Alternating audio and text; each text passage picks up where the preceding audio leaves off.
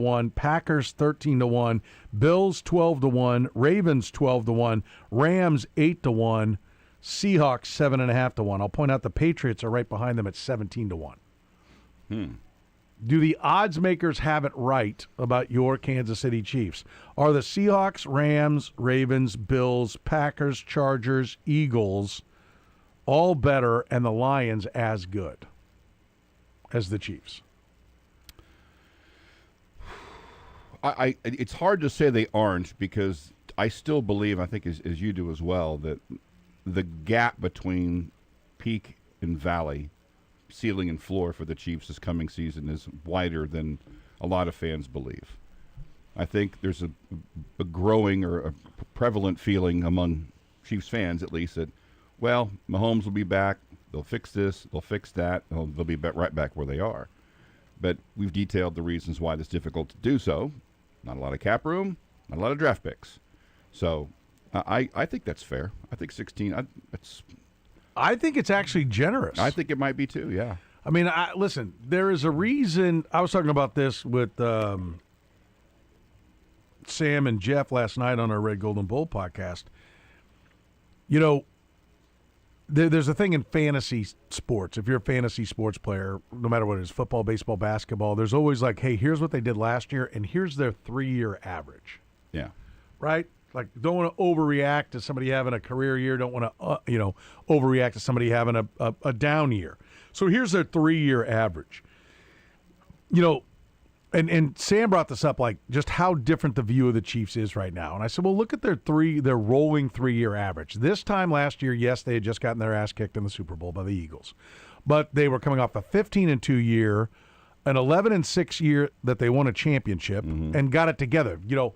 Well, yes, they played with their food and had a Super Bowl hangover, but after the Raiders showed them what they needed to do on Christmas Day, they put it together, and they got back to being the 14-3 team that won the championship the year before. Yeah. So you had 14-3, 11-6, 15-2, with 3 conference championships and 2 Super Bowl wins, right? But now you lop off the 14-3 in a Super Bowl championship, and you have 11-6 Super Bowl championship, 15-2.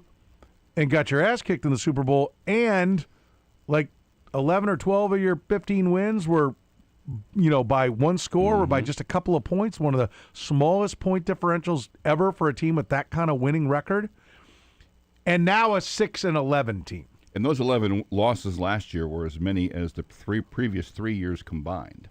I feel like the 6-11, because now we kind of lop off that 3 years ago, the 6-11 now says, yeah, the 11-6 team was really 11-6 and just had the heart of a champion at the right time. And we probably could even go back and reconstruct and say the Ravens scored 10 points. The Ravens fumbled at the goal line, right? L'Jarius Sneed knocking the ball out. Yeah. All the things that we know were kind of bizarro world in that Ravens game. But we're like, no, this is the Chiefs. They just know how to win. They couldn't convert a first down in the second half hardly. Yeah, when you look at them within the context of success all around it, yes, it's easy for the tone and tenor of your Kansas City Chiefs to be they're winners.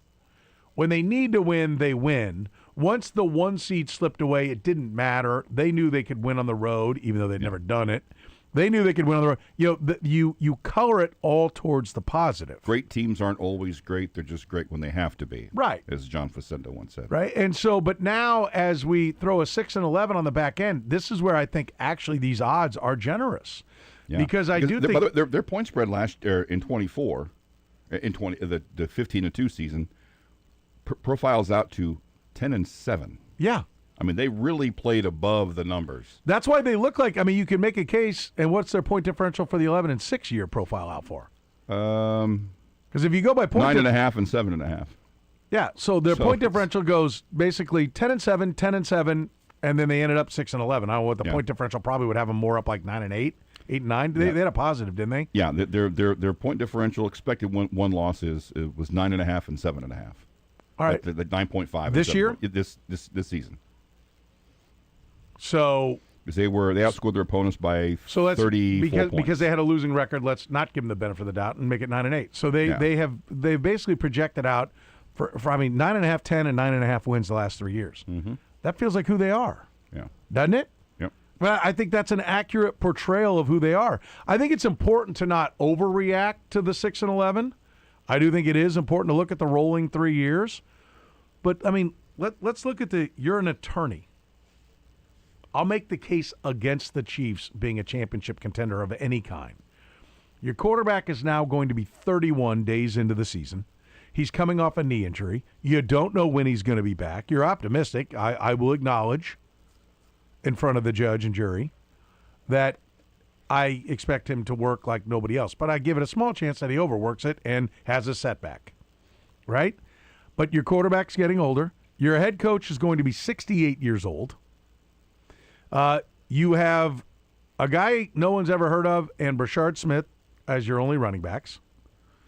You have an offensive line that was the second most expensive in football, yet seemed to have the quarterback under duress throughout. You brought in nobody new schematically, or nobody new to call the offense or defense. You have brought in a guy who specializes in making the running game better, was part of making a running game better before, as a running backs coach, a highly regarded running backs coach.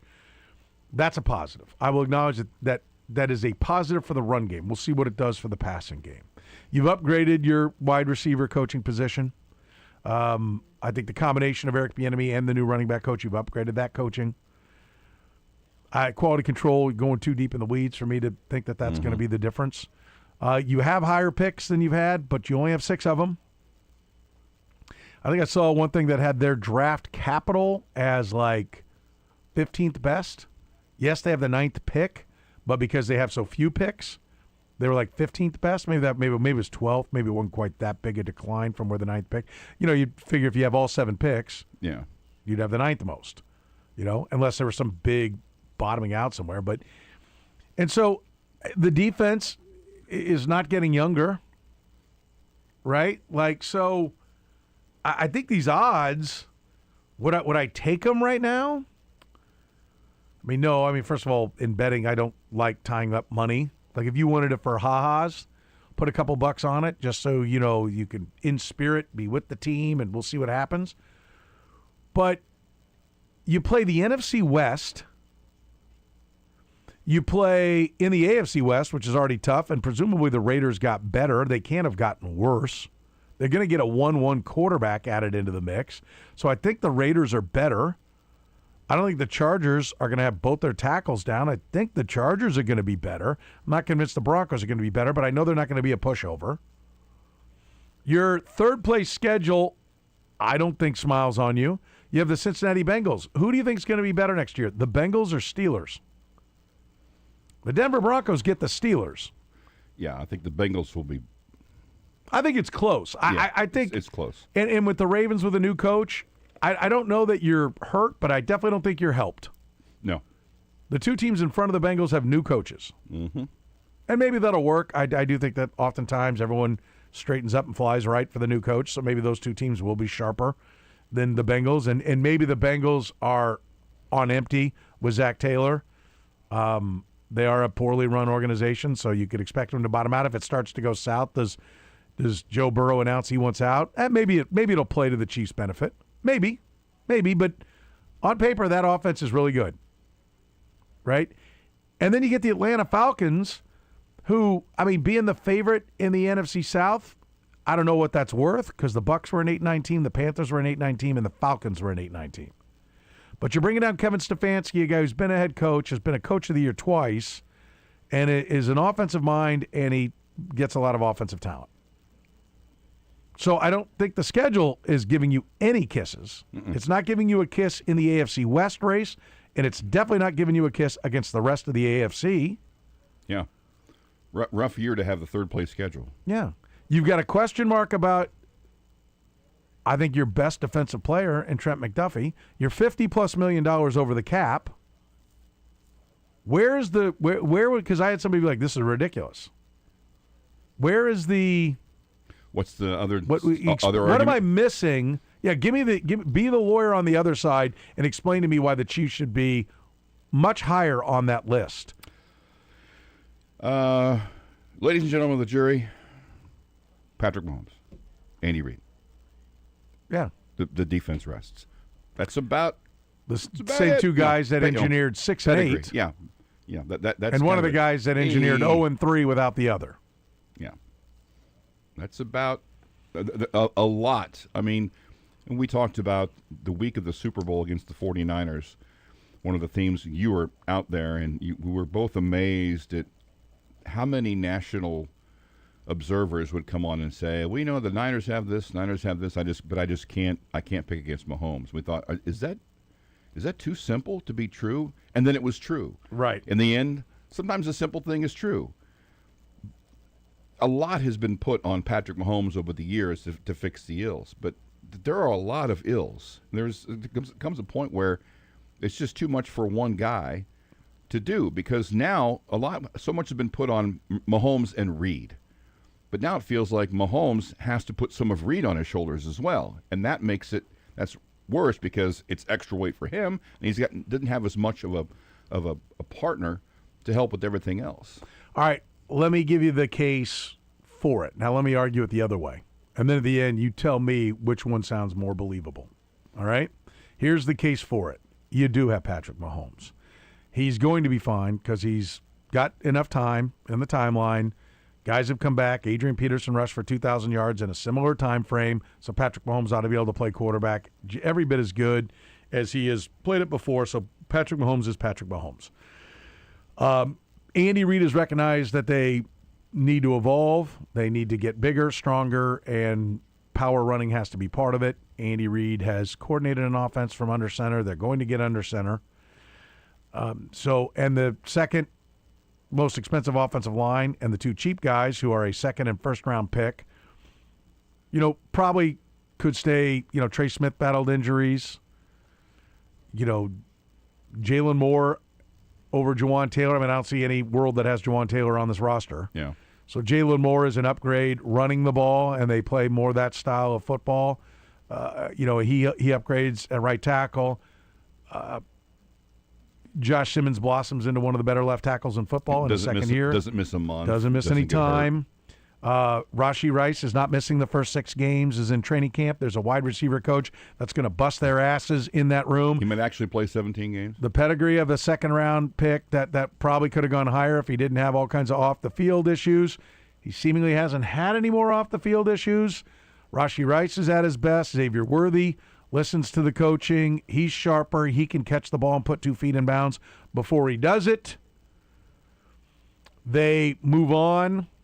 They keep Tyquan Thornton, move on from Hollywood Brown and Juju, going with young players. Jalen Royals, who couldn't figure out the offense or whatever his problem was with injuries, now in his second year, a full camp, focusing on football offseason. He ends up being a contributor to this team. He's a younger, faster, healthier, better version of Juju Smith-Schuster. They finagle the cap to create space to sign a quality running back. They draft a quality running back. They get an edge rusher at 9. They even roll back and get an edge rusher that fits what Steve Spagnuolo wants to do, which is important because that means he'll play him. Yeah. And Falk would seem to be the best chance of that. The Auburn kid? Yeah. Keldrick Falk. To Be there and or be the Mizzou or Zion. Zion. I think he would be a good fit. You fall back to all the way back to 20. You pick up a second round pick. You move Trent McDuffie for a second and a third, and so now you have 3 second round picks, including one at 40, and you add in there the running back you need to go along with the free agent running back you signed. You add in another good corner from the second round. You get a D tackle in the second round to go next to Chris Jones. Now you've got a rotation of Chris Jones, this new D tackle, Omar Norman-Lott. You've got Ashton Gelati. You've got Purdue guy, George Karlaftis. You've got Zion. You've got a rotation at your defensive ends. Yes, you had to walk on Leo Chenal for cap reasons, but Boss is ready to step in and play at a high level. Noel Williams takes a step, knows the scheme. Fulton can play at a high level.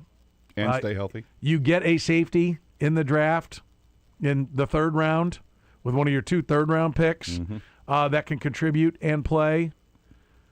And your free agent dollars are used on another defensive lineman for the rotation, and this roster is better. And Eric Bieniemy instills the toughness, what they need. O'Shea brings a little creativity. Yep. He brings something to the passing game. They tweak things. That's my. But there's a lot of needles threaded there. Yeah. Right. Like there's a trade down. 6 picks. That's the part where I really struggle. Yeah.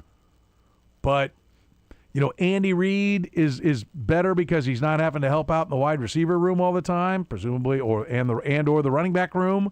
Now Andy Reid can get back to scheming his stuff up because Eric Bieniemy will help out a running back room that doesn't really need help. But Eric Bieniemy will have the toughness. Steve Spagnuolo is equipped with his kind of guys, and the defense stays rock solid, and the offense takes a big step forward. That's my case. Which one sounds more believable? The first one. Because the first one is more certainties. Yeah, there are things that you should reasonably expect. Almost everything, the vast majority of the things you reveal in the second one are things that take some projection. It takes reversals of past trends. People doing things they either haven't done before or have done rarely before. And, almost every position was like, well, that will be a change. The Rashee Rice thing, the somebody else you mentioned, health-wise. There's somebody on defense you mentioned. I can't think of what it was. But, Christian Fulton. Yeah. Yeah. If he looked great last year, but can he play 17 games? Can he play 10 games?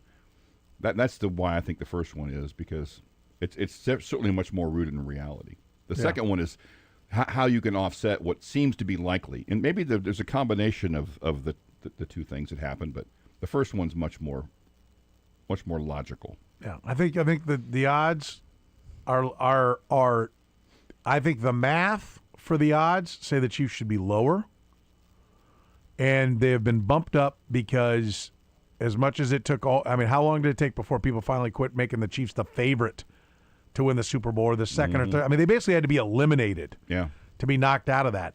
So I think everyone's like, okay, that was their 1 year. There is a history of teams bouncing back, but I think a lot of times you bounce back with a schedule that helps.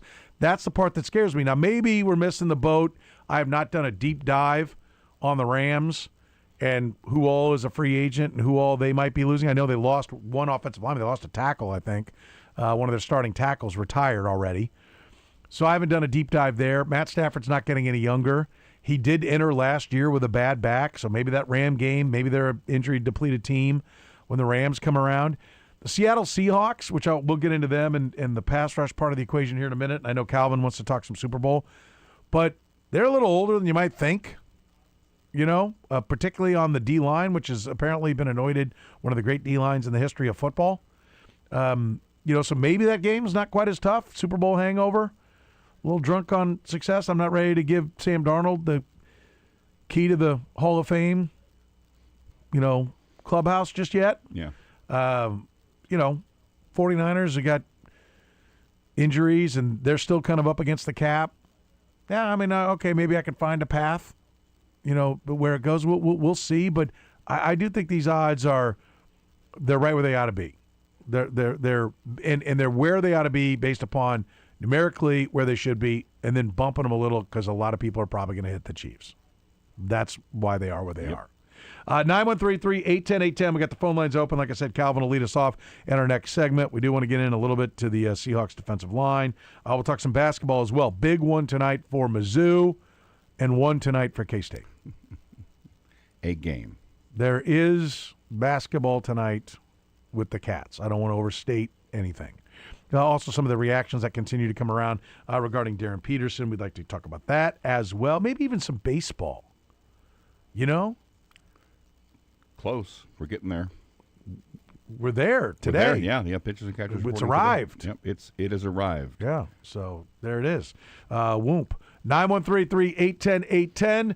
Hit me up on the Twitter. It's at Soren Petro. The program is off and running here on a Wednesday. The program with Soren Petro. Hell no. Okay, that answered your question. Weekdays from 2 to 6 on Sports Radio 810 WHB.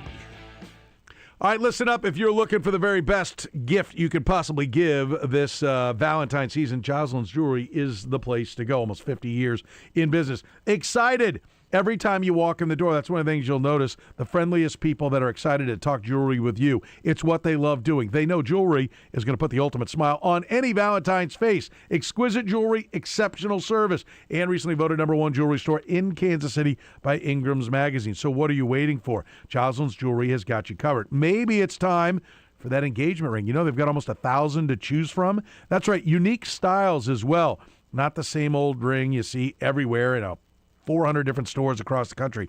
New, unique styles. And Gary Oy has the finest diamonds. That's right. Do you know a lot of other places will do this little trick where they put a bunch of little tiny diamonds together, then they add up the carats and advertise the total number of the tiny diamonds? That's not it. When Gary Joslin says a diamond is a carat, it's a carat, right? Honest. That's what you get. Great customer service, the best jewelry at a fair price, right? That's what Gary's been about. For almost 50 years, Jocelyn's Jewelry has been the best for Kansas City folks to go and get jewelry. So go right now. If you need a repair, happy to do that. They've done tens of thousands of repairs. They can do most of them while you wait. And like I said, I can't stress, a lot of people think Valentine's Day is the perfect time to get engaged, and it is. So what are you waiting for? Get that perfect engagement ring. You can check it out. All kinds of great recommendations, all kinds of great reviews. They're all right there. Jocelyn's Jewelry, great family business, locally owned and operated. He is your hometown jeweler. So don't wait. Go right now to the southeast corner of 95th and Antioch. The gold standard in fine jewelry is right there at 95th and Antioch, just a mile north of 435. You can find them online at joslinsjewelry.com. That's Jocelyn's Jewelry, your hometown jeweler.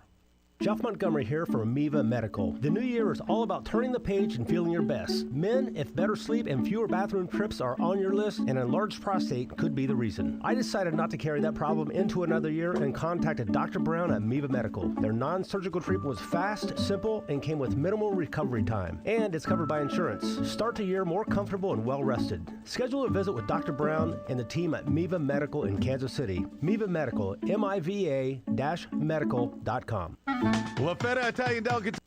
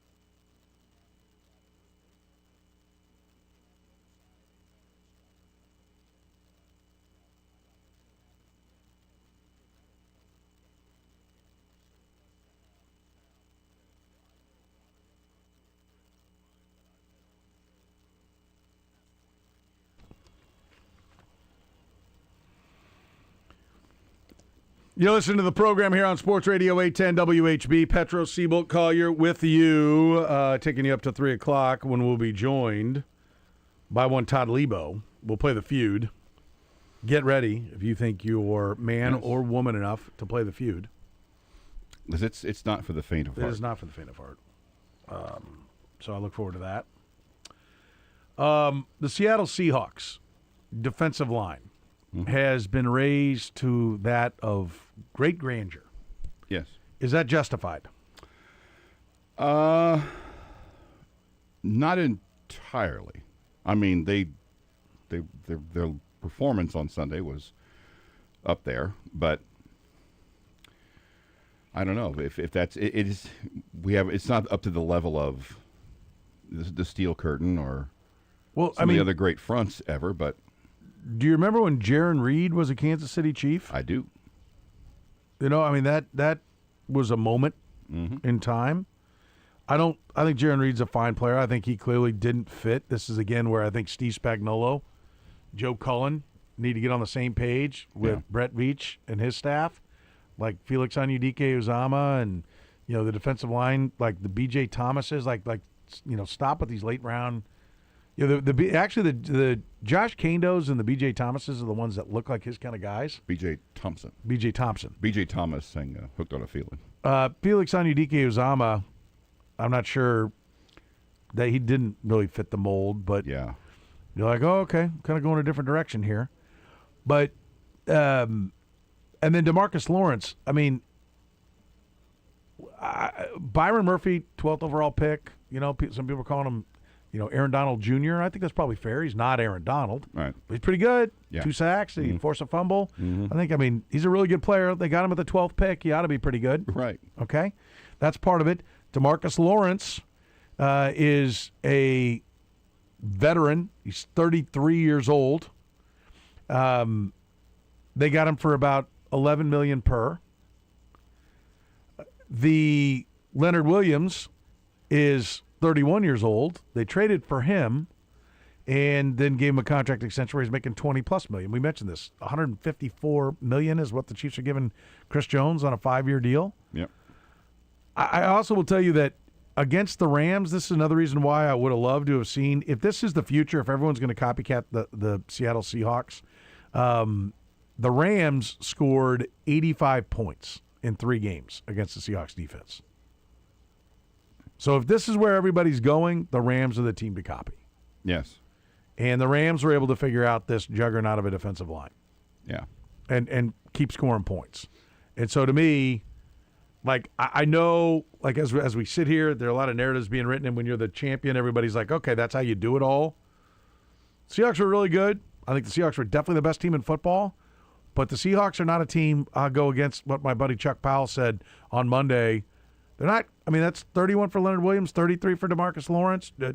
Jaron Reed is about that, at least. 33? Yeah. I mean, this is not a defensive line that you're like, they've got 5 more years. Right. Right? Like, look out, these guys are going to be hell on wheels for a long time. So, they did a great job. Hats off to them. But I think it also helped that there was no Patrick Mahomes, Josh Allen, Lamar Jackson, and Joe Burrow waiting on the other side. It would have been real interesting to see what would have happened if it were a more experienced, top-shelf quarterback than what Drake May and the Patriots were able to do. And the one guy who fit that bill was the one guy who scored points against them, Matthew Stafford. Yeah, and almost beat them. Almost beat them. Did beat them once and almost beat them the 2 other times they played. Yep. So, 913-810-810. Let's talk to Calvin. You're in the program, Calvin. What's going on? Hey, thanks for taking my call, Soren. Just a quick question, a quick comment and a question. The comment is, I had a friend of mine, he was talking about Patrick Mahomes, and he says that Patrick is not the same player that he was 7 years ago. And he pointed out that the difference is that 7 years ago, Patrick didn't have 3 small children, all under the age of 5 to parent, which is a good thing, Right. But that does take that's a lot of responsibility there when you got 3 small children under the age of 5. So that's going to impact your life, But here's the question: do you think that we will ever see the Patrick Mahomes that was running to the right side of the field and he threw the ball all the way across to the opposite side of the field and hit his target right on years ago. Do you think that we'll ever see that Patrick Mahomes again? I think it's fair to question whether or not the physical skills have eroded. I mean, the deep balls seem to be more like hand grenade tosses than lasers, but the receivers also weren't open. I mean, we've detailed one of the graphs that the top three receivers, Rashee Rice, Xavier Worthy, and Hollywood Brown, all were in the lower left quadrant, where if you put the x-axis is against zone and the y-axis is against man. You want to be in the upper right, like you're getting open. You're way down on the Y. You're getting open against man, and you're getting open against zone. So you want to be in the upper right quadrant whenever you see those graphs. That's where you want to see your guy, your team located. All three of theirs were in the lower left quadrant. Like they weren't good against zone. They weren't good against man. Is that because the scheme's gotten stale? Is that because the receivers aren't any good? I don't know that we can fully measure what Patrick Mahomes is physically. We still see some amazing diving, falling throws. We still see him under duress, flip the ball. Like, to your point, you're like that throw at Dallas. But you're specific. Yeah, which one was that? One where Worthy turned the wrong way. It almost looked like the play against the Bucks in the Super Bowl. Yeah, where he was off his feet and still slung it. Yeah. That makes me think that, yes, he can do a lot of what you're talking about. Your specific idea, though, is the running right, going clear across your body while basically falling away and all arm strength, getting it over there. The common targets for those type of throws back then were Tyreek Hill, Demarcus Robinson, guys who knew that, once the play broke down, I got to keep running. I got to keep trying to get open. I think I don't 100% know. I know this. Like, generally the legs go, the arm talent is still there with quarterbacks, and then the intelligence and the experience and where to go with it gets even better and better the longer they play it. And so that's why, has Matt Stafford got the same cannon he had when he came into the league? I don't think so. Has he still got a really good arm? Yeah. And I would assume that that's the case with Patrick Mahomes. I would offer this up. How about we don't need that anymore? Let's be clear. Patrick Mahomes has proven to be Superman. How about Andy Reid be Superman now? How about we transition into the Sean McVay style where Matt Stafford doesn't make any throwing, diving, falling away stuff. All he did was lead the league in touchdowns, 46 of them, okay? And it wasn't because he could, avoid five guys and then as he's falling out of bounds, sling one clear across the field. It's because they got people high school wide open. Mm-hmm. So to your point, I don't know, to answer your question specifically, if he can do it. Probably not to the same degree. I'm sure there's some erosion there. I'm sure the legs are going to start going fairly quick, but nobody's going to work harder than Patrick Mahomes to keep the legs there. I think the real question is not about Patrick Mahomes. I'm willing to bet on Mahomes and say that his physical tools are still and his arm talent is still well above average. I'm not sure that I'm willing to bet on Andy Reid and his offensive schemes and his play calling and his play designing still being well above average. That, to me, is the bigger concern. I'm not willing to bet that their talent is well above average. It's why, for me, I'd be willing to sacrifice any and all of the defense and throw together whatever Jags we can throw together, walk away on every free agent, trade Trent McDuffie, and piece together the defense in an effort to put an armada around Patrick Mahomes, get the offense back to where it's super badass, and then we'll start trying to fix the defense on down the road. Like any and all resources without robbing from 27 and 28 this year, I would like to see put into the offense. That means at 9, if you say there are 3 real pass rushers and they go at 2, 5, and 7, and the best offensive tackle, the Miami kid I think is going to grade out as that, who played on the right side, is there, draft him, right? Trade back and draft the second best offensive tackle. Trade back and draft a wide receiver that's going to play at a high level, and then get the third best offensive tackle with pick 40. You gained another pick, use that to draft a running back and get an offense that can really hum. Because Andy Reid is right. All these games do come down to the end. And last year they couldn't win them. In years past they could. And I think if you can score, you can stay in touch. Like, I know this. You can't win with an ass offense. We've seen them go all the way to one play, one penalty away from winning the Super Bowl with a defense that was god-awful. Yeah. And I think they need to invest in the offensive side of the ball, and I think we need to be in a position where we don't ever get the answer to that question because Patrick Mahomes never needs to do that kind of thing. The simple term that I keep hearing and I like to use is just there aren't enough easy plays, easy yards.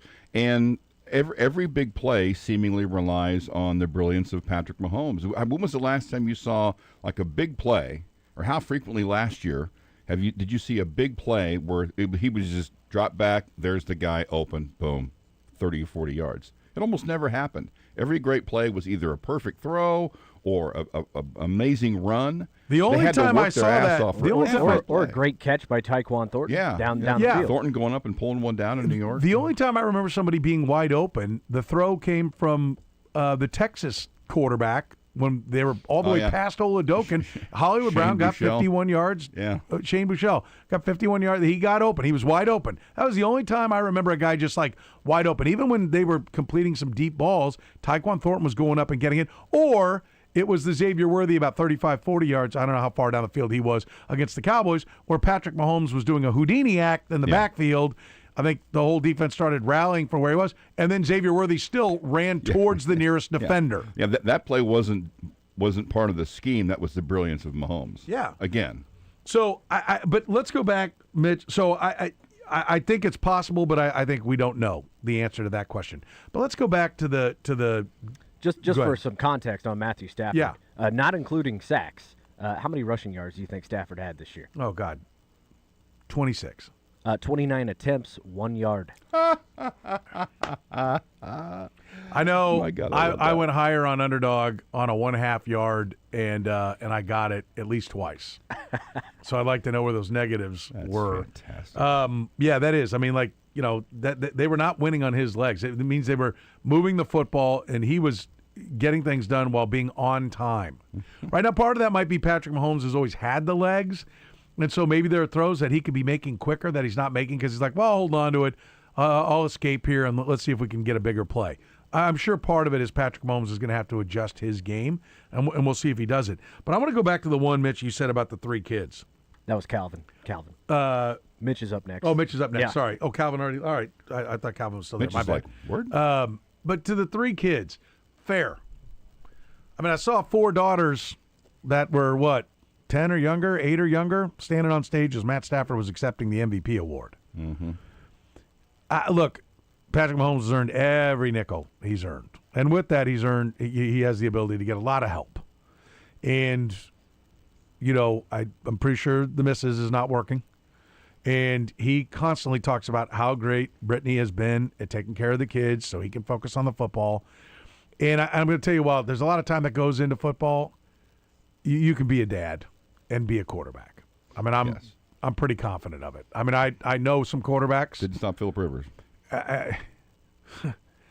And who have some pretty successful kids that clearly it all worked out. So I think it's a fair point, but I think it begins with you're starting with the idea that he's not what he used to be.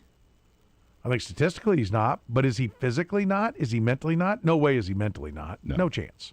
He's more than he was. Yes. Physically, I think the legs are probably going to start to go, right? But the arm, we saw him already starting minimal. to go a little bit, I think, this past year.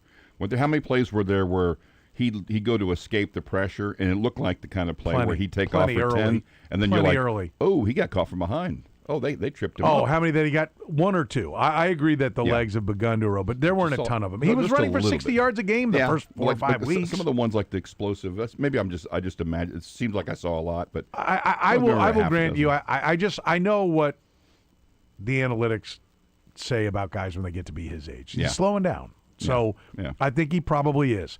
But I also think he has the ultimate spatial awareness, and he'll know when to go and when to stay. Yeah. I'm hoping on that. But I don't think the distractions are there. I think the motivation is going to be there. I don't think that's ever been a problem. So the idea that, well, because he's hurt, he wants to show everybody. I think he wanted to put a hot poker in everyone's rear end every time he ran out there. Yes. Right? So I think he has the Jordan competitive nature. It's why I feel confident he'll come back at a high level. But, you know, I do not think, and I said this all through the year, and I will say it right now, the problem is not Pat. That is not the problem. Okay? And I hope this town does not digress to me having to take calls after a game when Mike Sweeney hit 2 solo home runs and a sac fly and the Royals lost 4-3 and he hit one to the warning track and some jackass is calling to tell me Mike Sweeney's not clutch. Yeah. And that the problem with the Royals is Mike Sweeney. With a bucket of bums around him They should take for a the C- team. take the C off his jersey. Yeah, like that kind of foolishness. And I'm not saying that's what's happening here, Calvin. I think there are legit questions. And he's going to need more help the older he gets. And that's why I think there should be a genuine focus on whenever possible. Do not pass up on a difference maker on defense if you're just drafting bland on offense. But if you can draft offense and make it better, and if you could get a bookend young offensive tackle, because I'll tell you what, getting that also would allow you to do, walk on Creed Humphrey or Trey Smith when their contracts come up. Like, there's no world where you need to be paying 32-year-old Trey Smith and 31 or 32-year-old Creed Humphrey when their deals are done. None. So if you've got young tackles and you can invest in the tackles, I would have no problem with them taking an offensive tackle somewhere very high in this draft. Let's talk to Mitch. You're in the program, Mitch. What's going on? Yeah, I was calling. I keep hearing about the third place schedule, which is new for us as Chiefs fans. But I almost think that your your cross division, other AFC division you play and other NFC division you play is probably the bigger advantage on where teams get. Like, yeah, that's the Bengals, the Falcons, and the Colts. Like the whole division, like the whole other division you play, like the NFC West. Like the NFC West this year played the NFC South. Yeah, but the Chiefs play the NFC West next year. No, I know. That's what I'm saying is, like, we say, well, a lot of times we go, oh, the advantage of the last place schedule, which that's 3 games that you get, as opposed to the cross divisions you play. Like this year, the NFC West played the NFC South. The AFC East played the NFC South.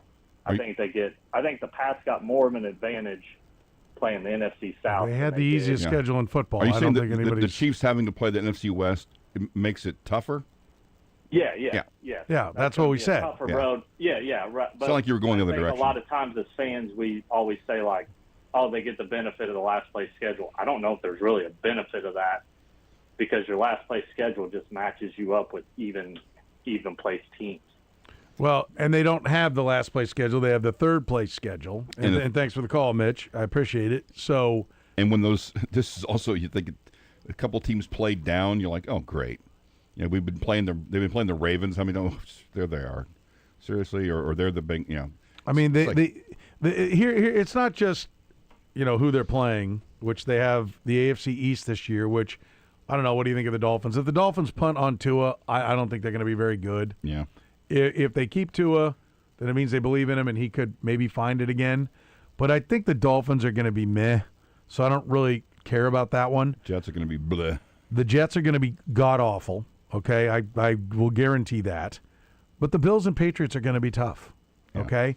The Broncos and Chargers are going to be tough. The Raiders are going to be better, all right? The Arizona Cardinals will be bad. Yeah. They're going to eject on a quarterback. But they have 9 road games. We don't know if they're going to get an international game in here somewhere. It'll be one of their road games if they do. But they have 9 road games. And, when you look at, how the divisions they play break down, well, they have to go to the Bills and to the Dolphins. So they get the Patriots and the Jets at home. Ideally, you'd love to have gotten the Bills and Pats at home, the Jets and Dolphins on the road. Yeah. You get a fair split on that. When you go to the NFC West, you get the 49ers and the Cardinals at home. You've got to go to the 2 toughest, the Rams and the Seahawks, on the road. Drag. That's where the figuring, because I think the Rams finished behind the 49ers when they clearly, by the end of the season, were the better team.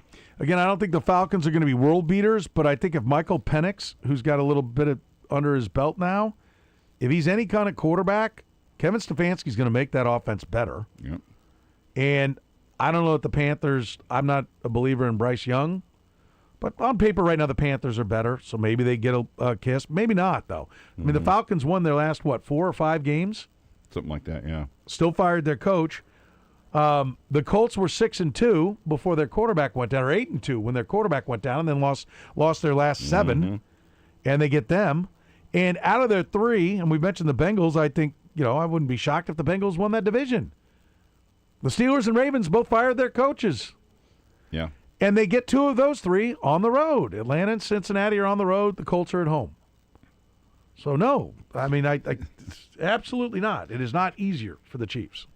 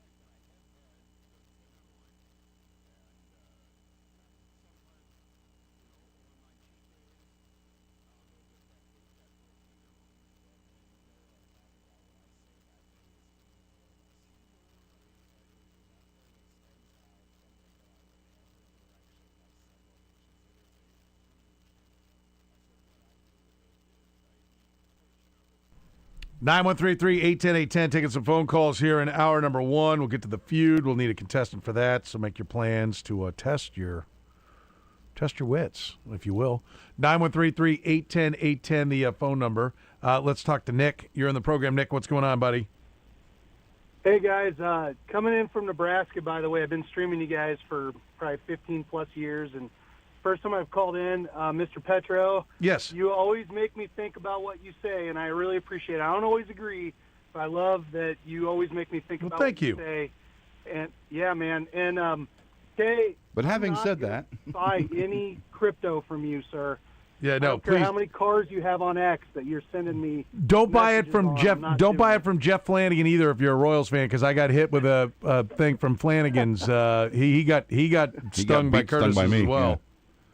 Whoever got me got him. Hey, no, I appreciate it. I totally agree with what you're saying on the offense. You have prime Mahomes for probably 5 years. To me, you're either one of the top two offensive tackles. I love, no pun intended, I guess. I would love to see the Chiefs get him because I think it'll bring the linebackers up and give Andy Reid that space and that intermediate route range. I think Worthy is actually a good receiver. He didn't look like it, but I think he was being asked to keep guys in his pocket to clear space for other players a lot. Just watching the games, like I think a lot of the receivers, Juju, those guys were being asked to, hey, you're going to go to here to clear space for a guy. Make sure you don't lose that defender. And there was a lot of times Mahomes would look to him, and they weren't looking, and it was tough.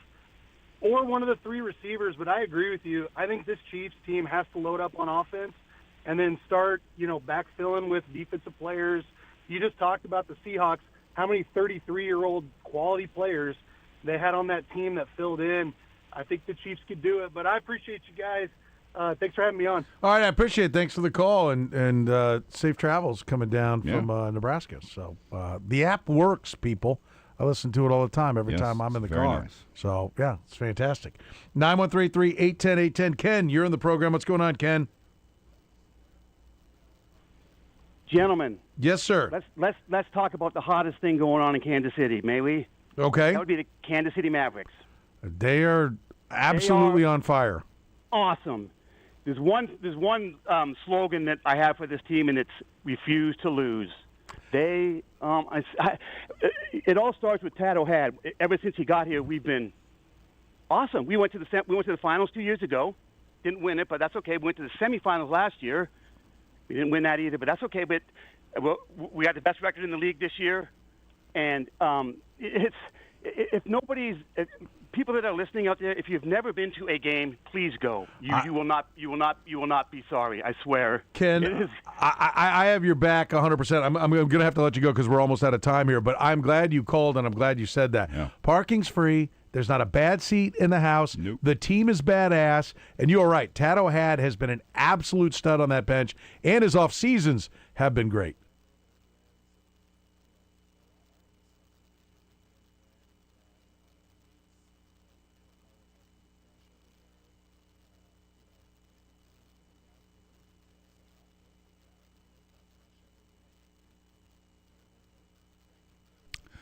All right, 3 Chiefs have had a 100-yard pick six. Name any one of them. Brought to you by La Feta Delicatessen.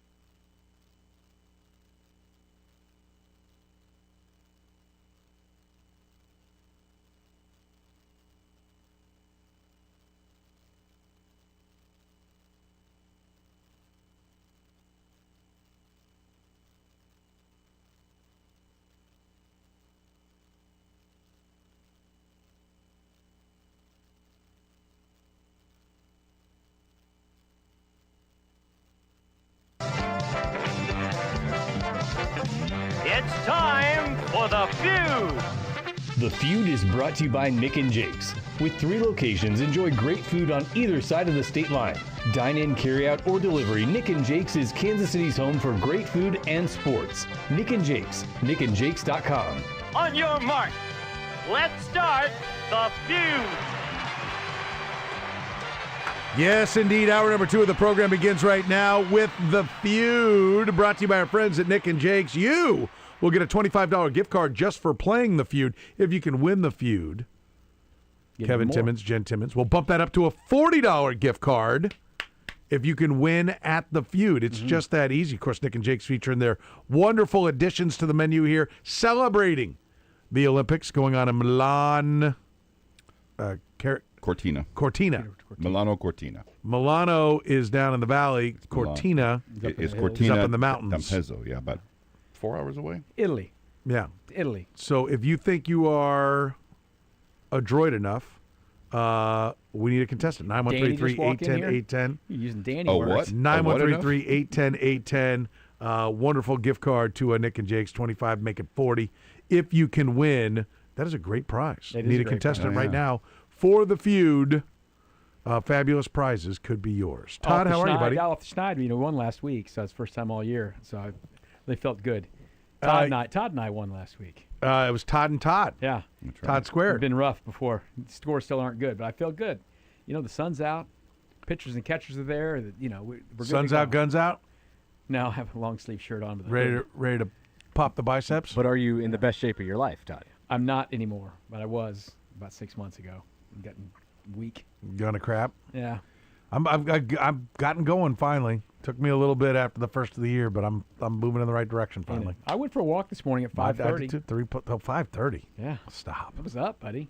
Up. I've been in bed for about an hour. Weirdo. 5:30. That's ridiculous. I've been up. No. I'm sorry. That was 2 nights ago. I got to bed better than that because I had to help Mom with something. I was rolling by 6:45. So I think I fell asleep not long after watching Illinois lose to Wisconsin. Our local guy Keaton Wagler had a shot at the end, didn't go, and that was it for me. Okay. And then up early, got out there and walked it, hit that pavement. Way to go, Todd! Way to go! I'm proud of you, buddy. Walked it. Are you ready to play the feud? I'm ready. We have a contestant. That contestant has a name. His name is Chris. Chris, thanks for joining us, buddy. How are you, my friend?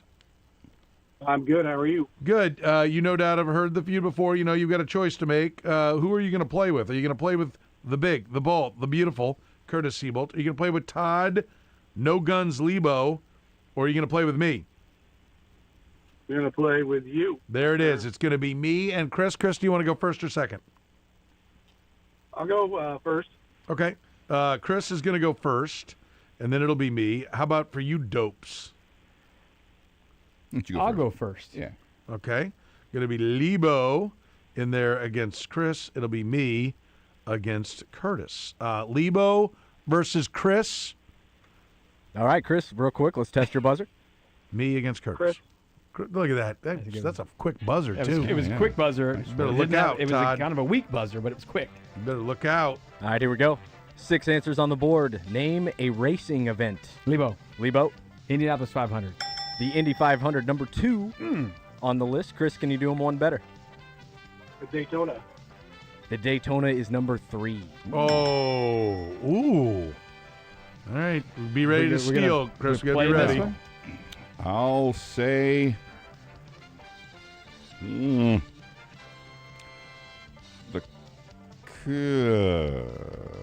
Doesn't have to. Kansas 400. Something that was here. No.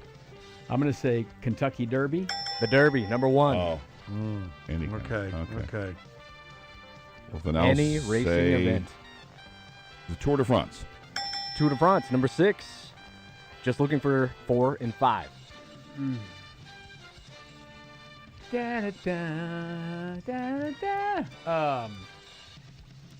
Is the F1 at Monaco? That one? Is that the big one? Monaco Grand Prix. Monaco Grand Prix. That was number 4. Just looking for number 5. I got the thing right. I thought for sure I was going to be the one to get that. Since it sometimes decides a Triple Crown, I'll say the Belmont. I suck. Good try. There's strike one. Okay, so I'm going to ask you to repeat these for us. Well, repeat the question again. Name a racing event. A racing event. A racing event. Off the board. Number 1, the Derby, Kentucky Derby. Number 2, Indy 500. Number 3, Daytona 500. Number 4, Monaco Grand Prix. Number 6, Tour de France. All right. Any racing event. I'm going to say New York City Marathon. Nope. Strike 2. There's a lot of racing Is events. that 2 or is that That's 3? three. I That's think it's 3. Curtis has 2 strikes. Yeah. Oh, that's 3. Yeah. Then you guys are out.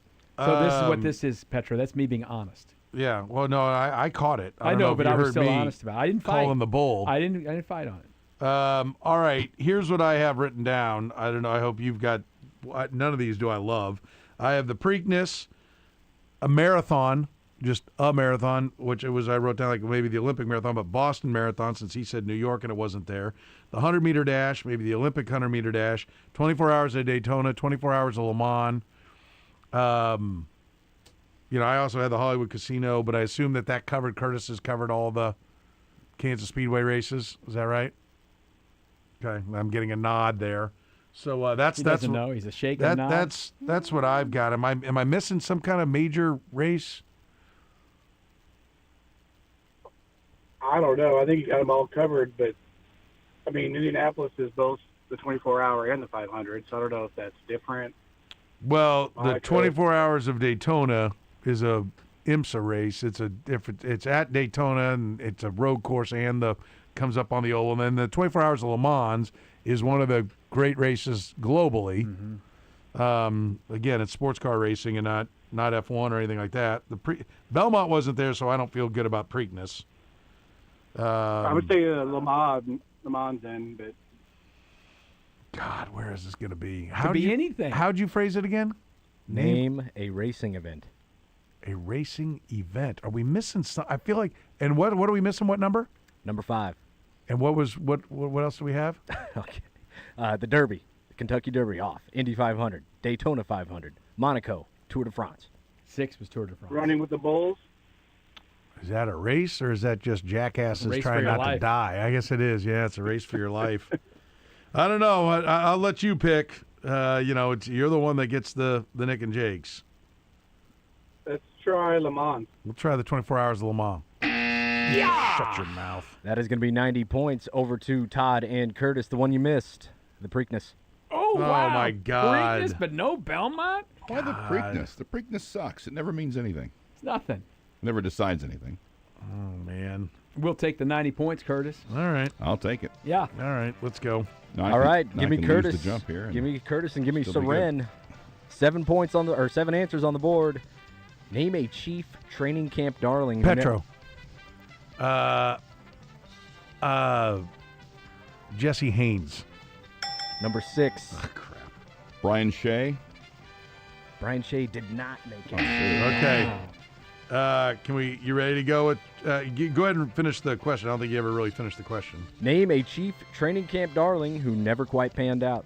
Okay. You got that? Do you want to play, Chris? Yeah. Okay. Let's play. All right, you're up, Chris. Snoop Minnis.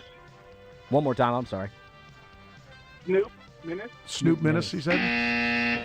Strike 1. Bobby Scipio. That's a guy. Good one. That is number 2. Number 1 still out there? It is. Looking for 1, 3, 4, 5, 7. Pacheco. Strike 2. All right, so hang on. Is the Chiefs training camp darling, and what do we have up there? What numbers? Number 2, Bobby Scipio. Number 6, Jesse Haynes. So 1, 3, 4, 5? And 7. What am I missing here? Good Lord. I'm writing down a name. I'll fall back on that if I can't think of something here better.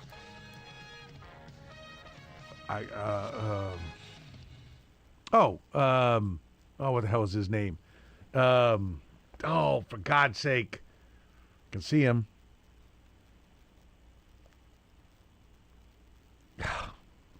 Kingsley Suamati, yeah. Crap. Strike It's 3. not who I was. Over to Todd and Curtis. I have to think of 2. Louis Reese No, Zamet. that's only 2, isn't it? No, that's 3. Chris had 2 strikes. Yeah. He did? Okay. God bless him. What is Yeah. his name? Boomer Grigsby. Louis Reese Zamet is good because that was the rugby. No, the Australian rules guy, or was he? Rugby? he was rugby. I think. No, and then just like the Carson Steele, the running back right now is not a bad one because he's current. Pretty good, and he's current. I like Louis Reese Zamet though because that really was this thing like, oh, they got this guy, and then nothing. Nothing, literally nothing. We'll go Louis Reese Zamet. Yeah, nailed it. That's going to be 6 points. Now that's 50. 50 over to Todd and Chris. Was that number 1? Okay. That was number 5. Oh. The answers you missed. Number 1, Justin Ross. Number 3. Justin Ross. Oh, my God. How did I forget him? That's every year. It's like 4 years of that. That's right. Yeah. Number 3, Carson Steele. That's who I was trying to remember. I couldn't remember his damn name. Number 4, Deneric Prince. 5 was LRZ. Number 7, Sky Moore. Sky Moore. Sky that was Moore. a champion. That is fantastic. That is absolutely Super Bowl fantastic. touchdown. This is like the 12th time this year I've gotten like 30 or 40 or 50 points on a round. Yeah, well, good Not for good. you. It's a long way to get there. It is a long way to go. Well, I hope you do good on this Come one. on, Chris. Get tough here. Give me Todd and give me Chris. We got them where we want them. That's right. 7 answers on the board. Name a guitarist. Lebo. Jimi Hendrix. Hendrix, number 1. All right. Oh, I'm going to say Eddie Van Halen. Number 2. Jimmy Page. Jimmy Page, number 6. Why you bumping poor Jimmy Page? Click the wrong button, my fault. One of the greatest of all times. I'll say Prince. Prince, number 4. Stevie Ray Vaughan. Strike 1. Ooh. Cannot think of this guy's name. Eric Clapton. No, you son of a... That was it. Number 7. God. I considered somebody Just else. looking for 3 and 5. So Jimmy, 2 Jimmys are gone. Van Halen. Eddie Van Guy Halen's like gone. a Jimmy. Prince. Jimmy Page. Or you got him and Eric Clapton. And SRV was a dump. Unbelievable. That's a dump. I don't know what to do here. We're looking for a rock god. We're looking for... All right, I'm going to say this because I don't know. These people, these are your people. They don't know. David Gilmour. Strike 2. I'm gonna strike I out almost on... will die with my boots on. I'm going to say John Mayer. I hope you know Steve Reich music, 3. Chris, because they literally named any All of you guitarist knew. that I could even name. Like, I'm trying to even think of somebody I know who plays the guitar. Paul Simon, Art Garfunkel, does one of them play the guitar? Paul's the guitarist. Art's the singer. We're going to hate that we missed the B.B. answer that we King. missed. B.B. King? Richards, Stevie Ray Vaughan. Didn't he get... He got Stevie Ray Vaughan got buzzed. He got buzzed. What was the one? B.B. King. Keith or Richards. maybe, Keith Richards, yeah. Keith Richards. That's good. Keith Richards is at least a known commodity. B.B. King's great, but going pretty old there, and it's Kyle's people. Now, you and Curtis retweet this, and you guys have thousands more followers than I do. And they're a lot, I didn't retweet a lot it. older. Yeah, he did. Oh, you didn't? So when We all the retweeted categories. it. He sent us to retweet it. How about I didn't do it. Weeks how ago. about Slash? Oh, weeks ago I did? Okay. All right, my He bad. said Hey, Slash. Corinne, Yeah, how about Slash? not bad. Not bad. Slash. Listen, I am not the music aficionado, so I will defer to you wherever you want to go. Well, we're going Slash. Yeah! That's a good one. Nailed it. Yeah. Number 3. Nice. Yeah! That's going to be 90. Dang it. Over to Chris and Soren. The one you missed, Jack White. Ah, Yeah. Come on now. I've seen Jack White in concert like 3 times. I'm an idiot. So stupid. What number was Jack White? Jack White was number 5. And so that's the only one we missed? Yeah, and Yep. Slash we missed, but you got it, Like you're in trouble when my side takes down the music category, Todd. I know. We That's should have supposed to be, said especially Slash. when it's you and Curtis. Yeah. I know. Yeah. One of Well, you, I mean, we said Stevie Ray Vaughan for Christ's sake. If you guys had gone first, we would have been able to probably would have. no, I don't to think get so. the final answer. I bet you could have. I would have eventually hemmed and hawed around to Clapton. I would have gotten Eddie Van Halen. We'd have done just fine. And Chris knows everything about music, so shut your hole. True story. Let's go. All right, give me Steve Curtis Ray Vaughan, and not give me Elvis. Soren. Yes. 7 answers on the board. Name someone who did a good job managing the Kansas City Petro. Royals. I'm going to go Ned Yost. Yost, number 1. We're going to play, right? Yep. Well, this is like north, south, east, and west. Almost. All right, Chris, you're up. Hal McRae. Hal McRae, number 5. Don't want to get crafty here. I'm just going to make sure we take the hits off the board. Well, I'll actually go with this one. Herzog. Whitey Herzog, number 4.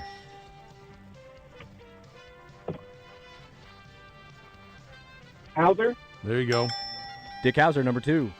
So what do we have? What numbers are left? 1, Ned Yost. 2, Dick Hauser. 4, Whitey Herzog. 5, Hal McRae. Looking for 3, 6, and 7. Well, I'm gonna go Matt Quatrero. He's taking him to the playoffs. Q, number 3.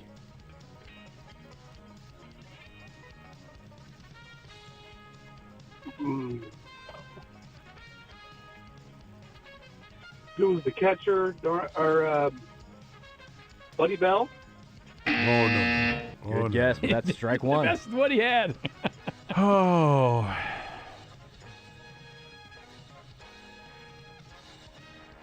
Well,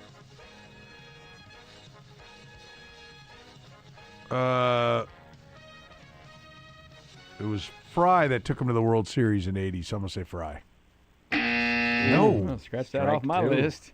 Thought that was a winner. Ooh, okay. Okay, back over to you, Chris. I know who I should have said. Bob Boone. Abner Booney Day. Strike No. 3. Over to There's Lebo and 2 Curtis. left. It's got to be Duke, right?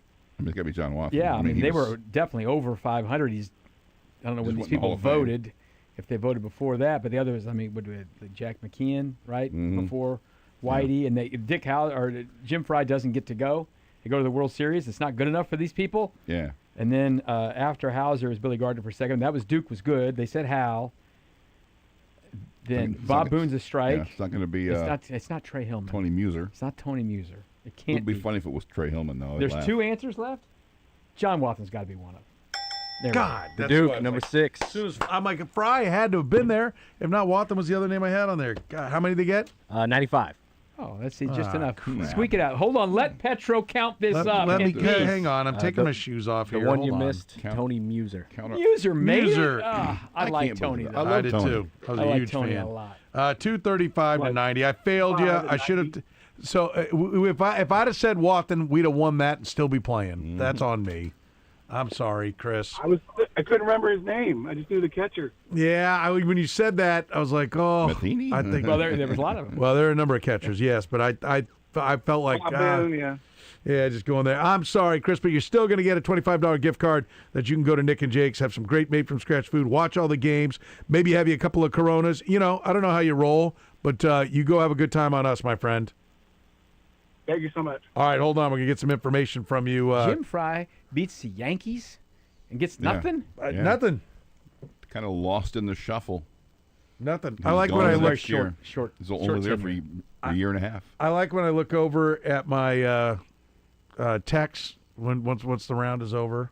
All bunch of exclamation points. Slash. I feel good. Yeah. Nobody was going Duke. Those were my next two. I'm like Fry was in the World Series. It has to be him. Has to. And then Duke is next. Yeah. My favorite answer in that group is Muser, though, because he's the only manager I've ever seen that would come upstairs and sit with you for postgame. Yeah. He'd come up and just talk about baseball. You're like, who does that? Yeah. He was great. He was terrific. He was a lot of fun. Old school baseball guy. I mean, he. It was. I mean, they were a losing organization. The ownership was the problem. Chewing So on cookies and milk. That was the old cookies and milk. Cookies and milk. too many more whiskey Tequila, guys. pound of tequila. Instead of chewing on cookies and milk. We need I pound of tequila. I told a great story about that and a reaction that came from within the organization after that. That really described Where they were. somebody. It was. I'm like, here's the epitaph on this guy's life and career. All right, we'll take a break. Todd Lebo is with us. He's always brought to you by our friends at Family Leisure, Kansas City's best when it comes to family and fun. You get to Family Leisure right now. You get you a trampoline. You get you a Gorilla basketball goal. Maybe a grill if you'd like that. How about a fire pit, patio furniture, all kinds of clearance going on right now. They've got new stuff coming in. That means the old stuff's got to go. That means you can save money. Mention 810. Save even more. Dennis and his great staff are absolutely fantastic. The Kansas City's best. It's where family and fun comes together. It's Family Leisure. K10 Ridgeview, online at familyleisure.com. The program with Soren Petro. What's with your sour look? This is my face. Weekdays from 2 to 6 on Sports Radio 810 WHB. All right, listen up. Hen House has got you covered. You can make your dinners a lot easier. Stock up and save right now. How about the boneless, skinless chicken breast? Just $2.89 a pound. You're saving more than $1 per pound. This is right in Ozark Mountain Country. That's where they raise those chickens. Freshest, best-tasting chicken you're going to find anywhere around. Okay, so let's go. Fire up the grill. Take advantage. Get some Tyson chicken wings. You get a 2.5-pound bag for only $6.99. That's saving you over $8. So what are you waiting for? Seafood night. They got a great selection of seafood back there at the meat counter as well. So get on back there and enjoy that. Get the Sea Best Tilapia Filet, 16 ounces. That's just $4.99. What are you waiting for? It's a great place to go. Plus, with the holidays coming around, the Valentine's holiday, coming around, you can get a nice romantic dinner for two. Let the delicatessen make that for you. Their award-winning salad bar, always a great option, healthy and wonderful tasting right there at lunch. Kurtis and I can both attest to our love of the salad bar. In fact, the salad bar was my dinner on Monday. It was a beautiful night. We sat out on the patio at the 119th and Row location. My wife and I went up and got a couple of salads at the salad bar. They win awards year after year after year for that salad bar. Listen, they've been serving Kansas City for more than 100 years. They've been serving me and my family my entire life. So what are you waiting for? Get over there and take advantage of great specials. Back at the meat counter, in the bakery, in the delicatessen, everywhere. Go to henhouse.com to see all these specials and more. Hen House, now 100% teammate owned. The thing about the beef for Greengrass Cattle Company is you don't even have to be that good of a cook because the ingredients are so great. The beef is such high quality that it comes out great every time. And if you don't believe me, you need to try it. It's, that whole adage of you are what you eat. Well, they take immaculate care of their cattle at Greengrass Cattle Company. This is a mom and pop place. This is a farm-to-table ranch where you get the highest quality premium beef you can get anywhere, and they'll ship it right to your door. I've been eating Greengrass Cattle Company beef for a couple years now, and I don't know that I'll ever switch to anything else.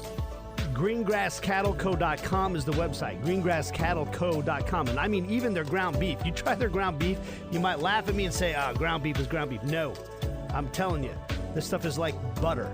Try it. Greengrass Cattle Company, GreengrassCattleCo.com. You can stop by their store in Weston, Missouri as well, which is always a fun drive and a beautiful place. And you can check them out online, GreengrassCattleCo.com. This Valentine's Day, don't guess. Give her the gift of beauty from Plaza Aesthetics and Wellness. I'm Dr. Amber Botros, and I personally oversee every treatment we provide. From injectables to skin rejuvenation, our physician-led care delivers beautiful, confidence-boosting results. Gift cards are even sweeter. Buy 100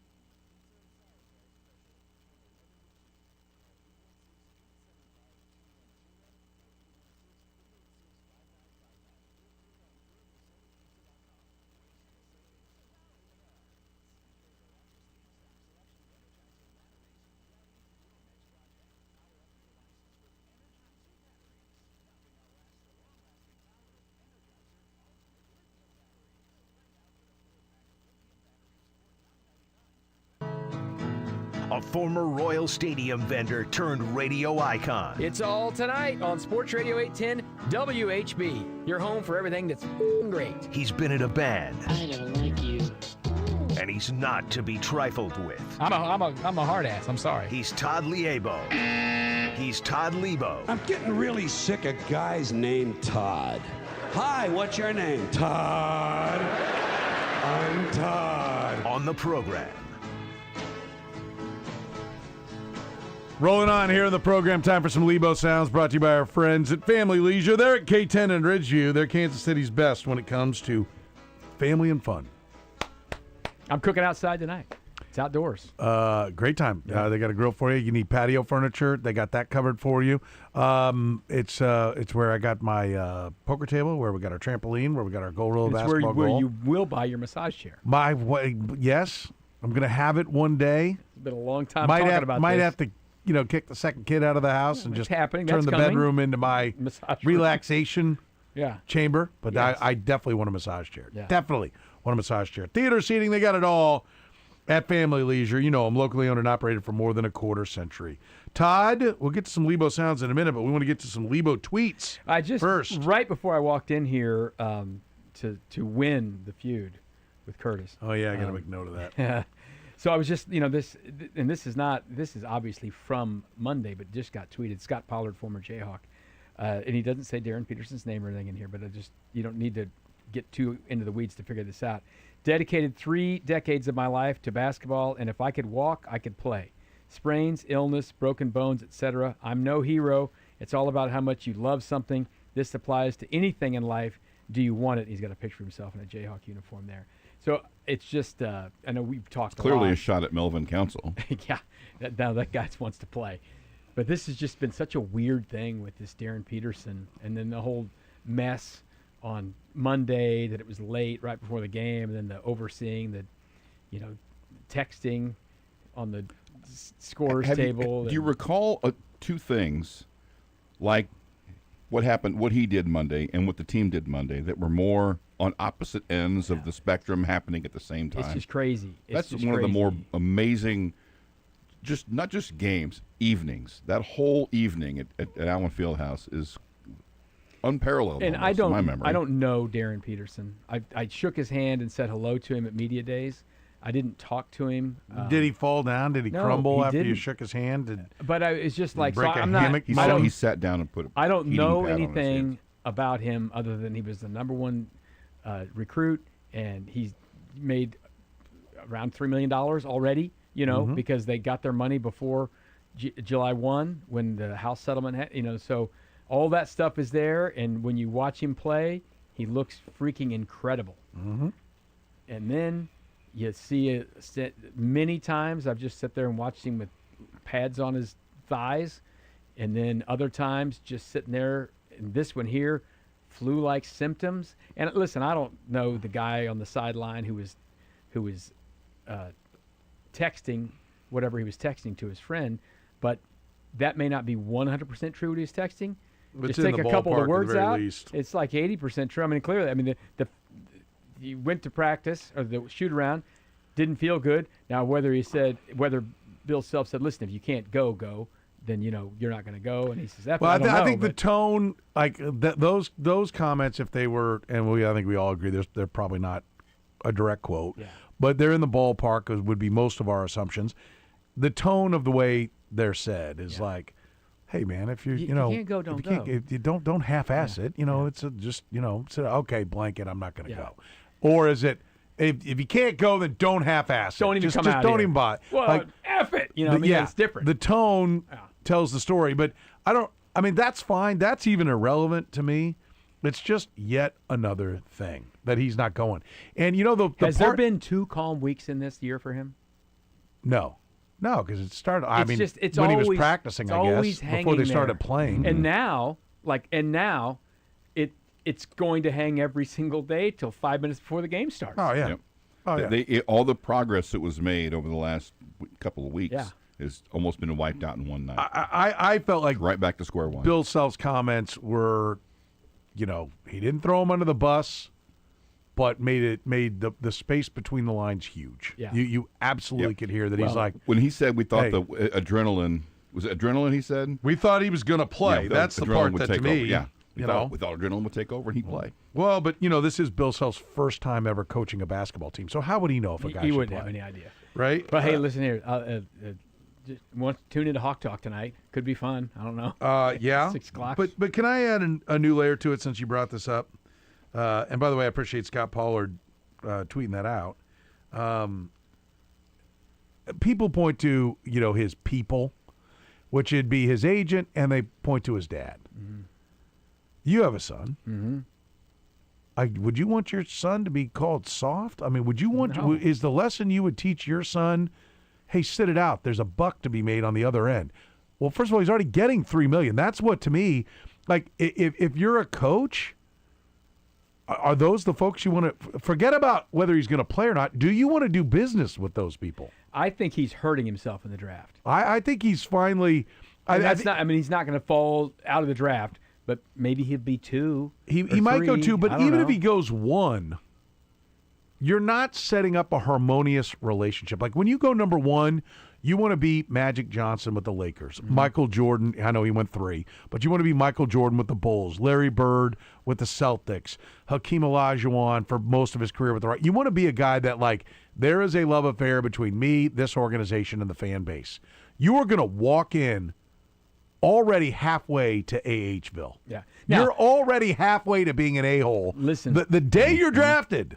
Maybe over the next 6 weeks, that can all change. But I would be shocked at this point that he's going to sit there and play, 34 minutes every game for the rest of the year. I don't. And it just doesn't seem like it's going to happen. I was thinking that someone said, "Well, I heard someone today." I'm sorry, I didn't see your point. Just say, I know you can't see Kyle when he's like getting ready to talk and everything.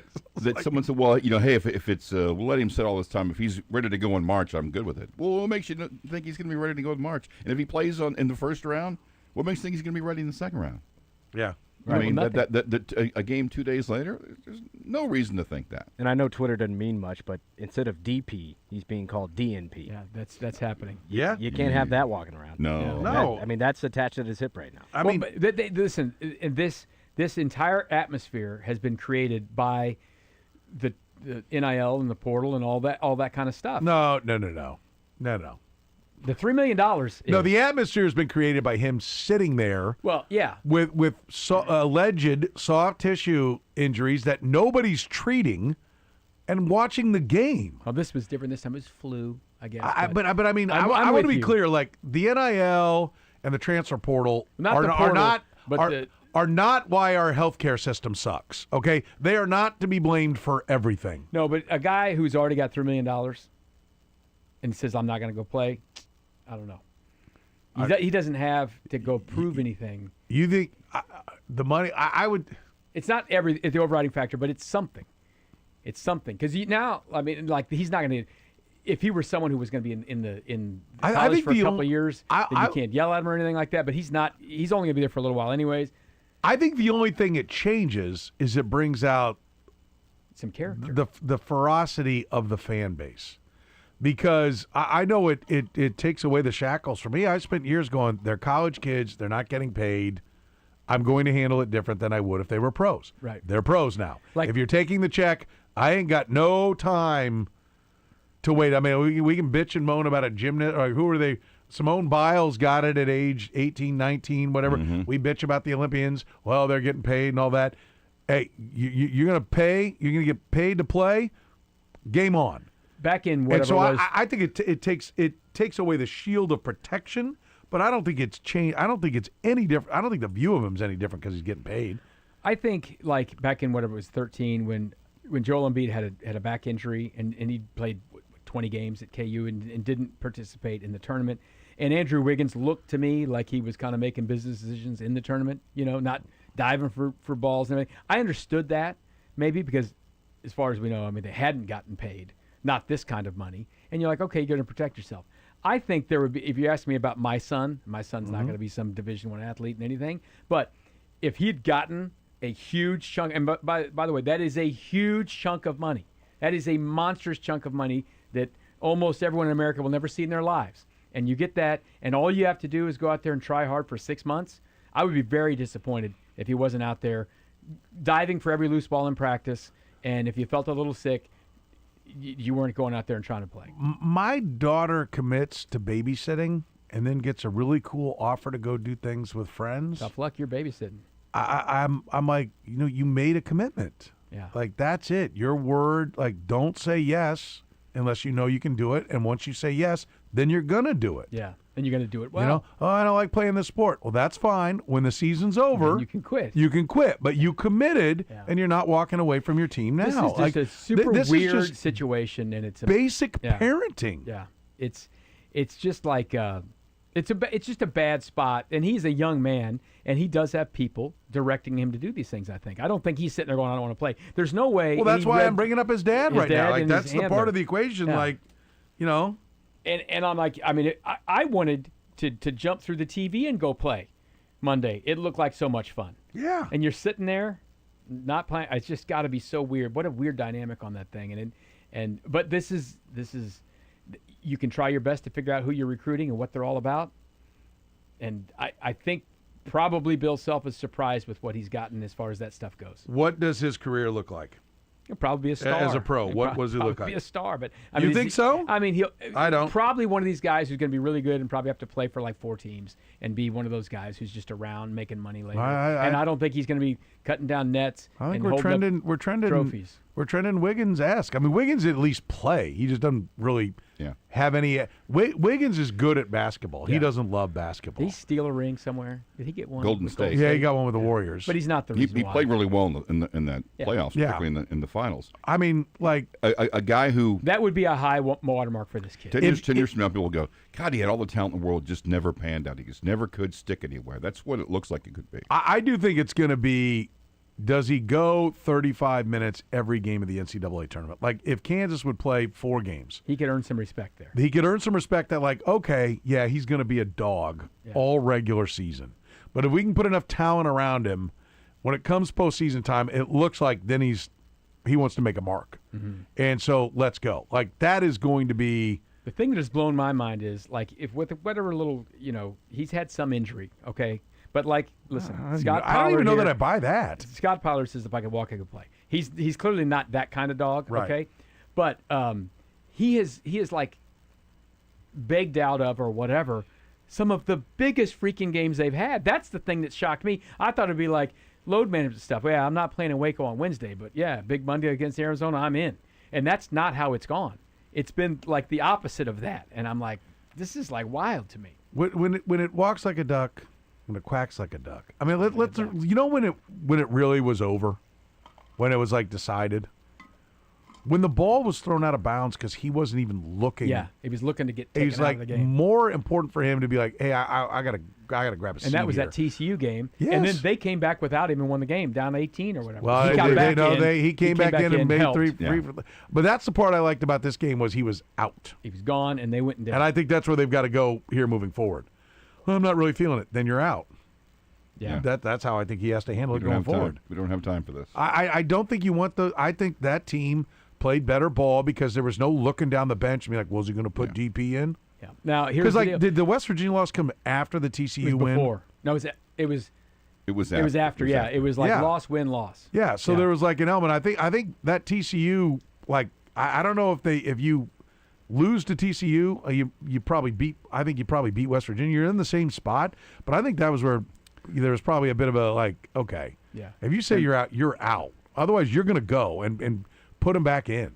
And one of your signature phrases is about the rally around the backup quarterback, but I don't know that that's necessarily the case on Monday because usually that's the guy is hurt, and the rest of the team's going to rally around that, the backup guy because, but or was that? Here's the deal. The reason for the absence they're very is talented they're rallying team around each without other him. as a backup quarterback. I think there was probably a rally around enough of his crap. Yeah, I mean, I think at each some other. point, don't you think that the guys that like Melvin Council playing 40 minutes, giving everything he's got, Yeah, maybe in he's that game, don't you think he's tired of it? Maybe Peterson's the greatest guy in the world. Maybe he's buying dinners everywhere. I don't know, and they all love him. I don't know. But if it were me, I'd be kind of like, dude, what are you? You're the star, and you're just going to not play? And how sustainable is that dynamic over a series of games. I don't. You're right. Maybe there's an element of like he's just so good. He's one of the guys, no matter what. But I wouldn't. I'd be like, I ain't got time for this. I agree. All right, let's take a break. We'll hear from Matt Quatrero. Spring training is going with the Royals. Todd Lebo is with us. He's brought to you by our friends at Family Leisure. Kansas City's best. If it comes to family and fun, it is at Family Leisure. They are at K10 and Ridgeview. They're online at familyleisure.com. The program with Soren Petro. All right, man, you're the best. Thank you. Weekdays from 2 to 6 on Sports Radio 810 WHB. All right, listen up. One of the keys for me has been going higher on Flory Badunga points. That's right. Basketball is in full swing. You can get in on all the action. Make entries right now and win money in Missouri with Underdog. Just pick your favorite player. Go higher or lower on stats like points, rebounds, assists, steals. It's really that easy. College basketball, the NBA, it is all there. Right now, you could win up to 5,000 times your cash if you get your entries right. But you got to have the app. So download that Underdog app. Use promo code Soren, S-O-R-E-N. That's right. My first name is going to be how you score $75 in bonus entries when you play your first $5. Again, that's promo code Soren, S-O-R-E-N. It's at Underdog. Make plays, win money.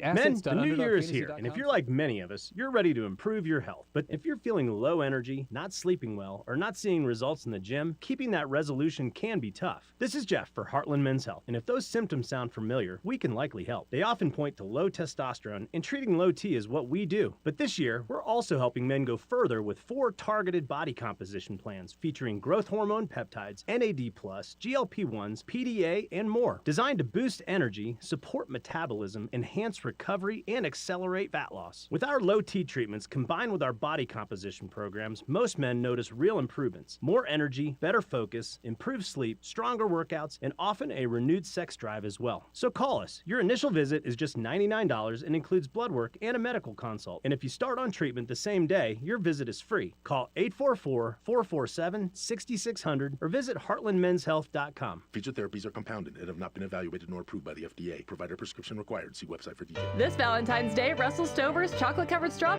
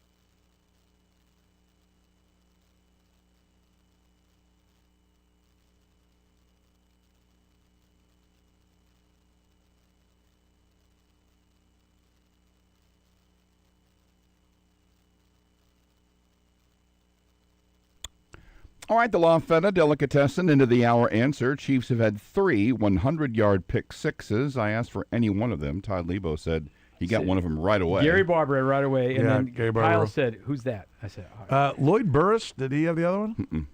Duron Cherry. One was fairly recent within the last Sean 10 years. Smith. Sean Smith. Was that up in at Minnesota? Buffalo, Oh, at was it Buffalo. Okay. Intercepted Jeff Toole. The other one was Tim Collier for the Chiefs. Here's what's fun.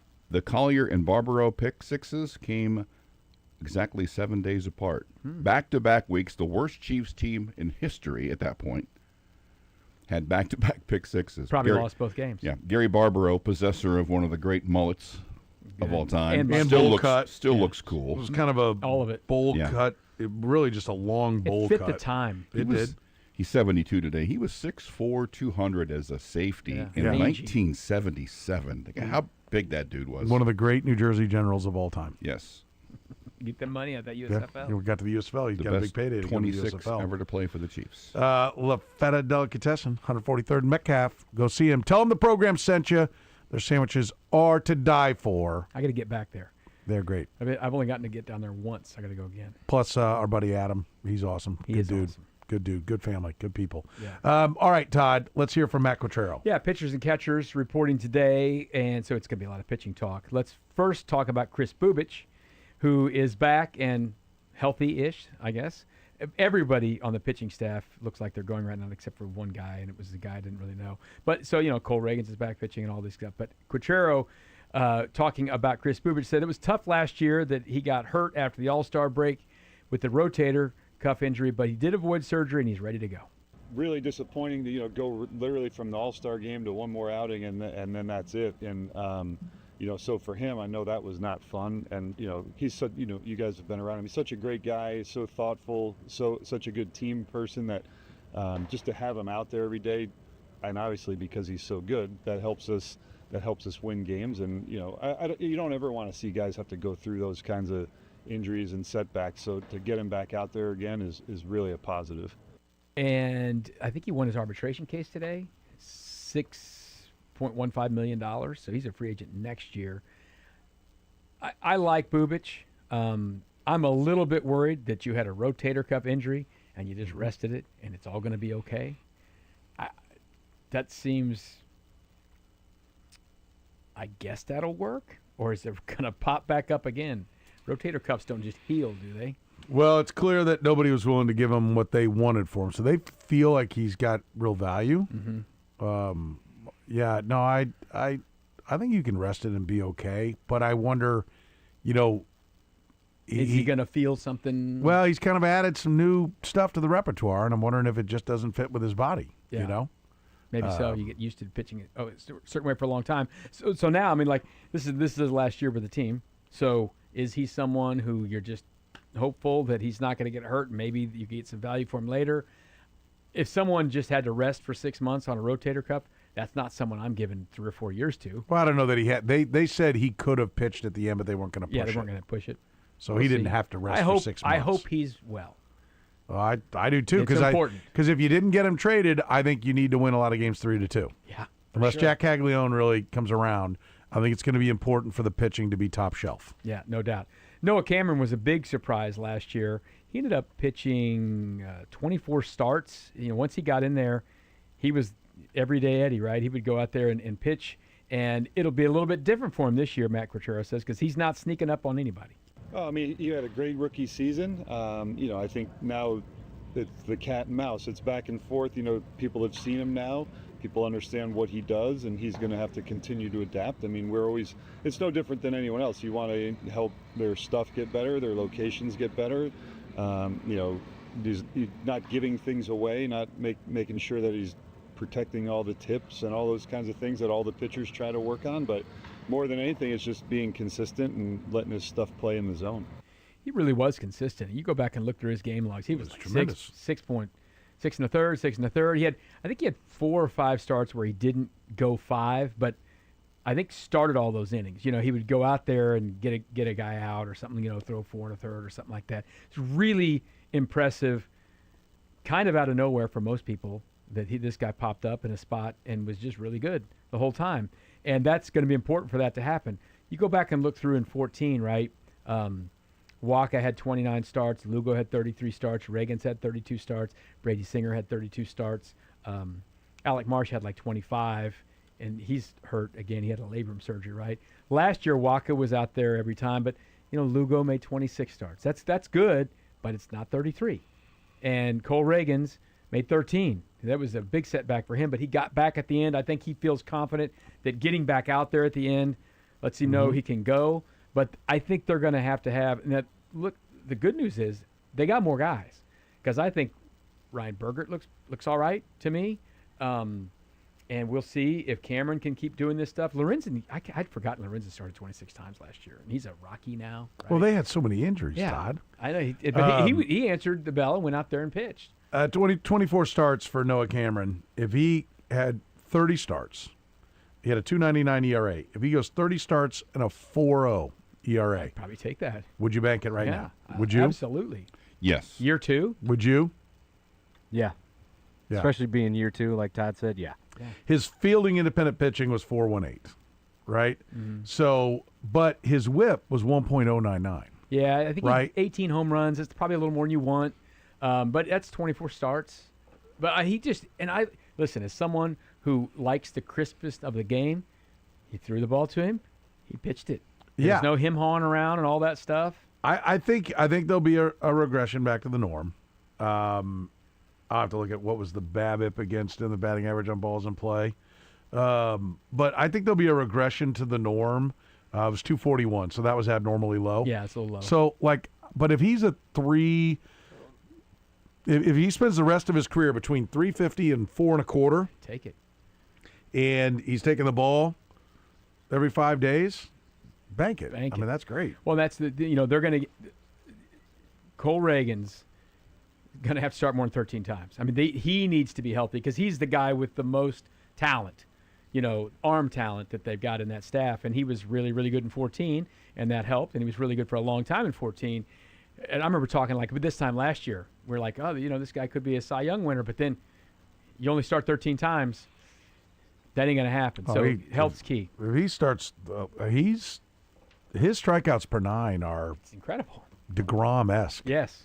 In what he was doing last year. So now, the hitters aren't there yet. That will be the issue. This week, it's all good. It's pitchers and catchers. That's all good. Next week, Jonathan India, I see some pictures. Hair's gone. Really? No long hair. Okay. That will make my wife happy. She hates all the people with long hair. She goes, I don't like that hair. So that'll be hippie. Do you sit next to her on the porch with the blanket, yelling at the clouds? It's okay. Don't worry about the long-haired people. Squirrels. Settle down, Denise. Settle down.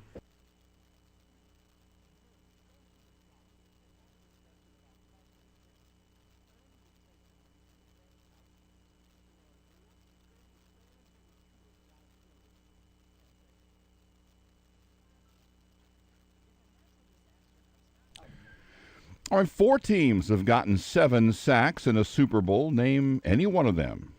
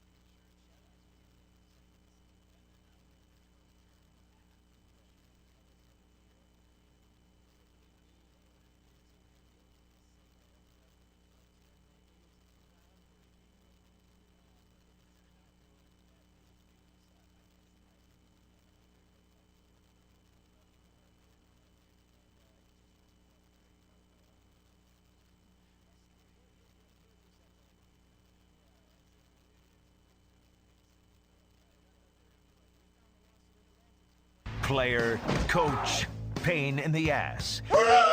He's done it all on the gridiron from South Bend to Arrowhead. From football on the radio, back to football, then more radio, then a little more football, and now radio again. It's Chiefs Hall of Famer Tim Grunhard on the program. Brought to you by The Plumbing Pro. When you really need a plumber, the one to know is The Plumbing Pro. Visit them online at theplumbingpro.com. That's right, everybody. Tim Grunhard joins us here on the program, brought to you by our friends at The Plumbing Pro. Mr. Grunhard, sir, how are you? I'm doing great. The NFL season is in the books. The Seattle Seahawks, who were plus 6,000, and oftentimes in the offseason, you could have got them at plus 7,000, was the Super Bowl champ. So congratulations to Seattle, and wow, we talked about it last week, and I think we kind of hit it on the head when we talked about the defense for Seattle and really the front four. I think 5 of the 6 sacks were on a 4-man rush. There was only one, which was a timed blitz from a safety, I believe. Devin Witherspoon, I think, coming off the, or maybe he didn't get there. Maybe I'm wrong. Maybe I just remember him pressuring the quarterback a couple of times, and he didn't actually get there. Yeah, I mean, it was what? I mean, it was a master class in how to play defense. You're right. It was Devin Witherspoon had the only sack as an extra rusher. So, yeah, the Seattle, the dark side. You know you're good when you have a nickname. If you have a nickname for your defense, you got to be good. So the dark side certainly is that their nickname? That's what I've been seeing. Well, where does that come from? It was also on the I don't know, cover of their newspaper. Eddie and the Cruisers, writing the theme for this. Also, I do think, though, it has to be a nickname someone else has given you.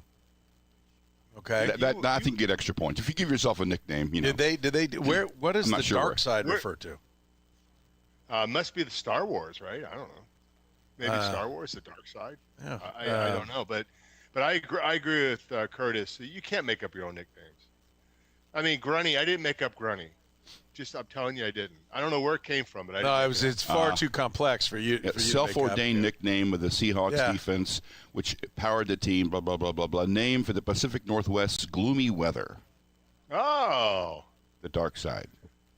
It was created to distinguish their dominant unit from the historic Legion of Boom and to reflect the gloomy Pacific Northwest winter, as well as suffocating play style.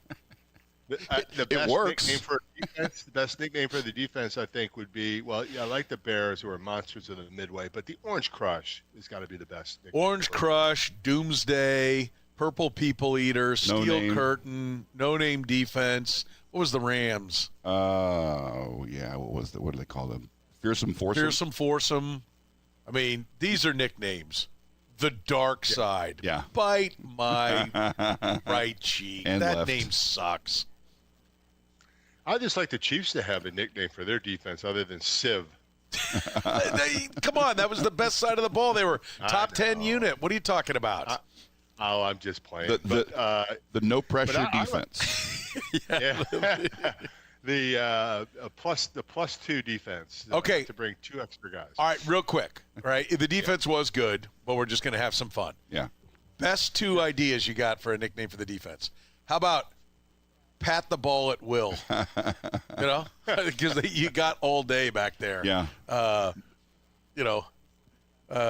Make a lunch. Yeah. No pressure.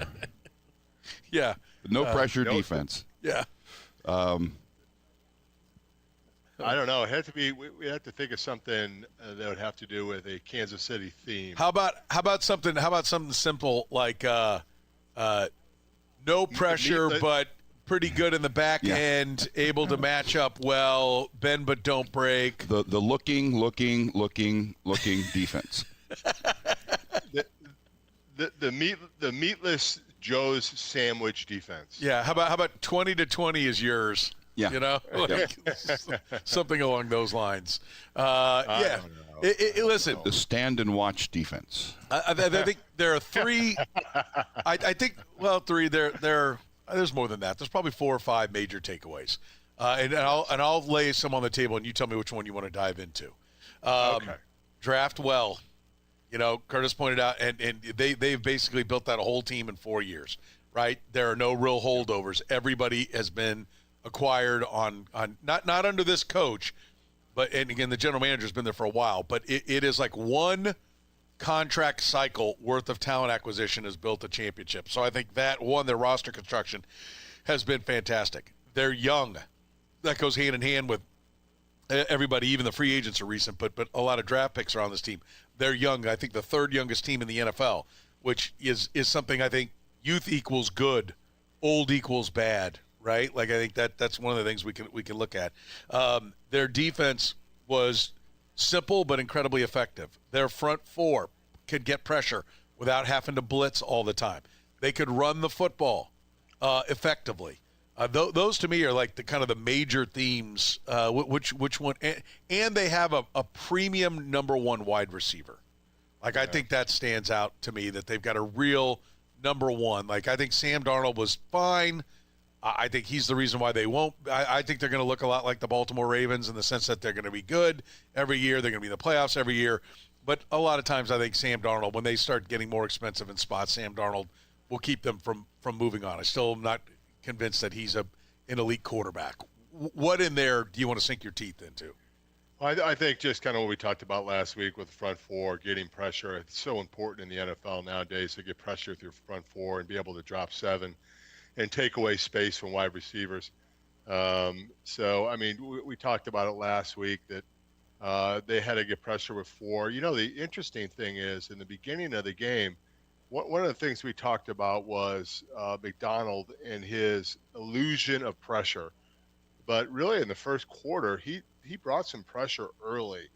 And I'm not sure if that shook up May or the New England just wasn't ready for that or that they were just setting them up for, future schemes that would cause issues with them. But really, after the first quarter, second, third, fourth quarter, very few blitzes. They were getting there with 4. It looked very, very simple for their front 4 to get after New England. Now, New England's got some young guys on the offensive line. They had some guys who were banged up. But the reality is that if you can get pressure with 4, be able to drop 7 and take away space and create issues with just a basic amount of pressure, then you're going to have a lot of success in the NFL. And I think that is what you're going to see. The NFL is a copycat league, and they're always going to look at who's having success and how they're having success and how could we copycat that, for lack of a better term. And I think that you're going to see a lot of teams. That's why, guys, I am not against the Kansas City Chiefs picking a defensive end / rush end at 9, because if they can get there with 4, I think that's going to be the formula for the NFL over the next couple of years. I just think that, teams now, because they drop back and it's only, they get rid of the ball so quickly, that if you're bringing pressure and you don't get home, you put yourself in peril. And I think teams are going to start to try to make it with 4, and I think that's going to be the theme over the next couple of years. We'll see if that holds true, but I think that you're going to see teams trying to copy what Seattle did.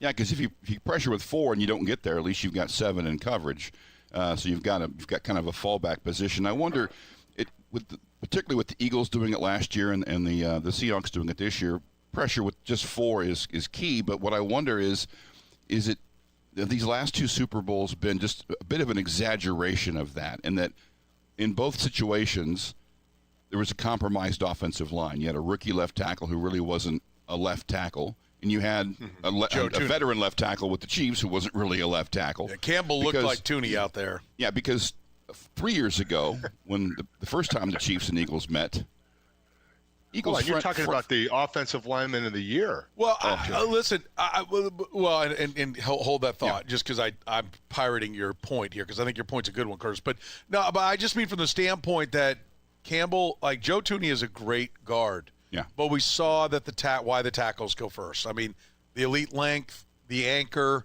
he just doesn't have that. I mean, there was no movie about a great guard. Next to the blind side. I love Joe Tooney. I think he's a fantastic football player. And Joe Tooney knew he was overmatched when he went out there, and God bless him, he went out there and gave it everything he had. So I love him. But Campbell, we saw the lack of length, and we saw really a lack of anchor, which I thought was surprising because he's supposed to have tackle size, but he was getting shoved right back into the quarterback just like Joe Tooney was. I get it with Joe Tooney because I've never bought Joe Thuney. There's really a 3 in front of his weight. I don't think he weighs 300 pounds.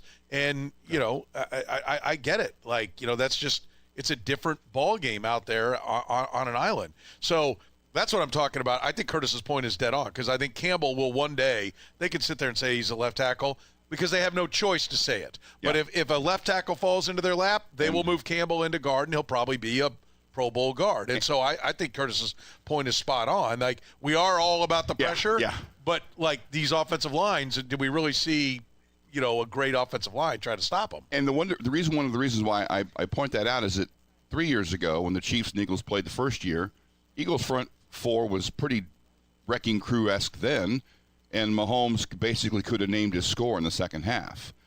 So, but that was a year when they had a cohesive offensive line, and they were able to block them. So, although I agree that the front four with pressure is what you want to do, I wonder if the last 2 Super Bowls weren't a little bit of an exaggeration of that. That's a great point. Well, he doesn't make many of them, Tim. Can we celebrate that for every once in a while? Yeah. Great point, Kurtis.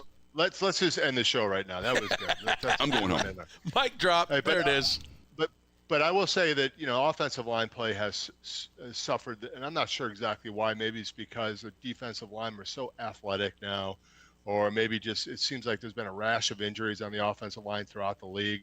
The Kansas City Chiefs this year obviously had some issues on their offensive line with injuries and, guys, taking a couple of weeks off for personal reasons and all that kind of stuff. And then you look at the wide receivers for the Chiefs. So, if I don't have the stats in front of me, and I'm sure that you guys could probably find stats to shoot down my point. But the reality is, I'm looking for it right now.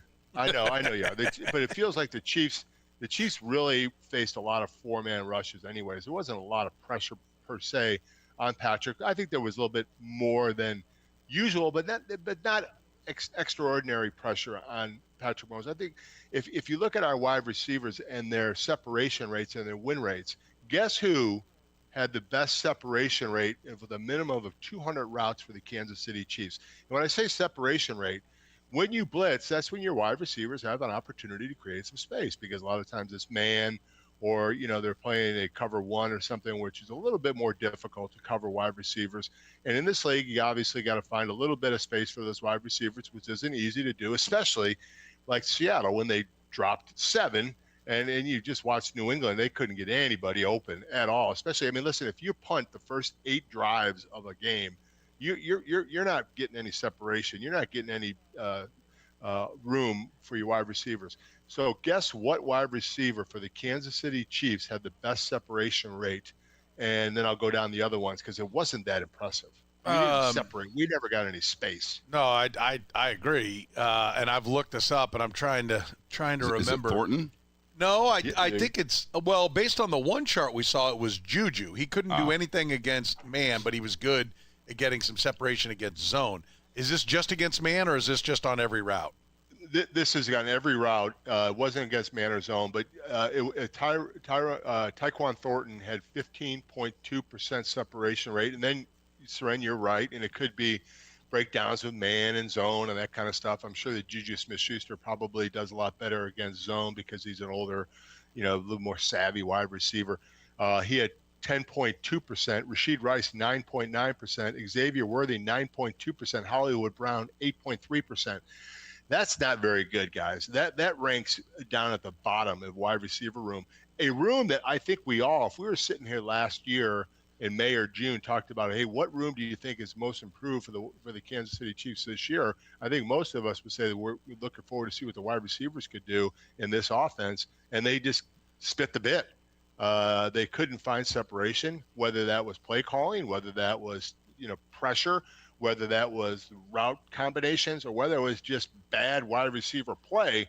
They did not separate at all. So if you're not going to get separation in an NFL season, your best guy's at 15.2 and your worst guy's at 8.3. Yeah. You're not going to win a lot of football games. We had a graphic we talked about a couple of weeks ago that showed. I just referenced it. That and all 3 of them were. They were like. Well, everybody. Juju was above. So those graphs, Tim. You probably you probably glaze over, because you didn't pay attention at Notre Dame. But these charts that have like the x-axis and the y-axis, and where you always want to be is in the upper right. Yeah. It means you're above average on the x-axis, and then you're above average on the y-axis. The Chiefs, all of their Hollywood Brown, Rashee Rice, and Xavier Worthy were all in the lower left quadrants. Yes. Right? And then Juju was in the upper left, which meant that he was getting separation against zone. He was getting, space against zone, but couldn't get it against man. But Rashee Rice, Xavier Worthy, and Hollywood Brown were bad against both defenses. So that speaks That's to four of your five that are bad against one, and three of their five that are bad against both. Yeah. I mean, that is a major problem. It's fatal when you're the quarterback and that's what you're looking at. Yeah, so if you're a defensive coordinator, you're looking at these stats and you're looking at your fancy little graph that you geek guys look at all the time. That your defensive coordinator say, listen, we don't have to particularly bring pressure because they can't get separation anyways. So let's just shut that down. They don't have that great of a running game, so it's just a bad combination for the offense, and it's going to have to be addressed, whether it's through the draft. Whether the Chiefs go out and find a wide receiver in the draft, or whether they look in free agency in the draft, or whether they just, maybe with a new wide receiver coach, light a fire under some of these guys' asses and say, hey, listen, your performance last year was not good enough.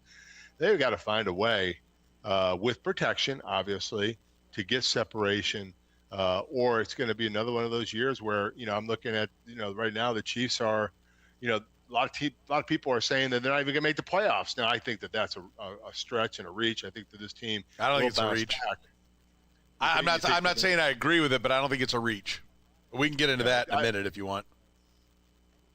I think that the Chiefs will have a bounce back year. I'm not sure. Yeah, but don't get sidetracked. Stay on your main point. We'll come back to that. Stay on your main point about the receivers, and because I think the question there is, I think they're going to be better because they've got a veteran receivers coach that's going to come in that knows what he's doing, and I think he's not going to get pushed around.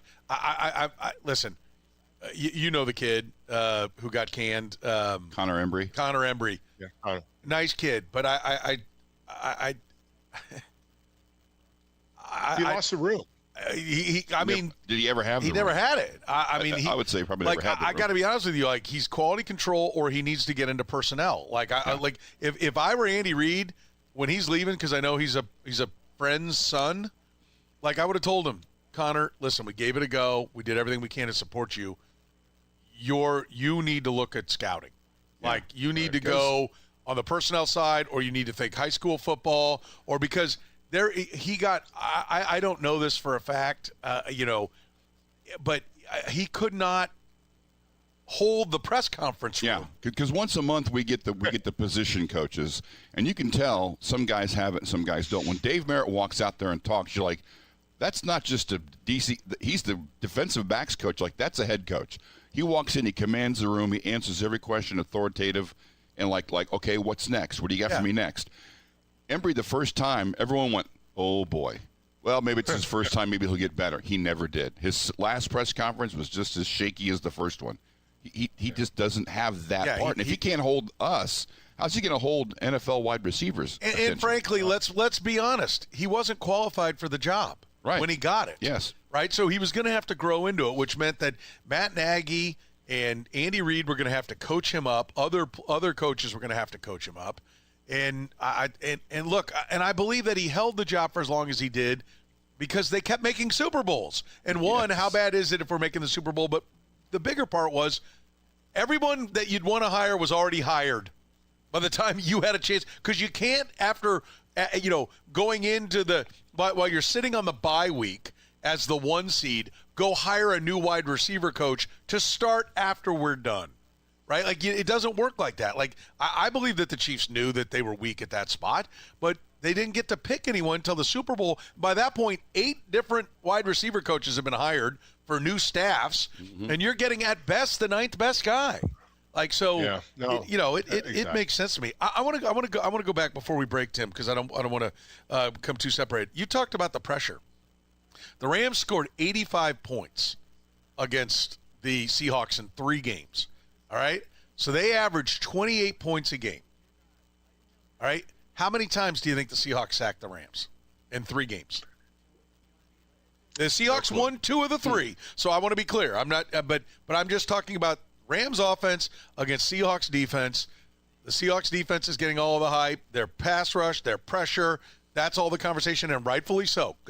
But this speaks to Kurtis's point. How many times do you think they sacked Matt Stafford? Let's say 7 times. One. Really? Wow. One.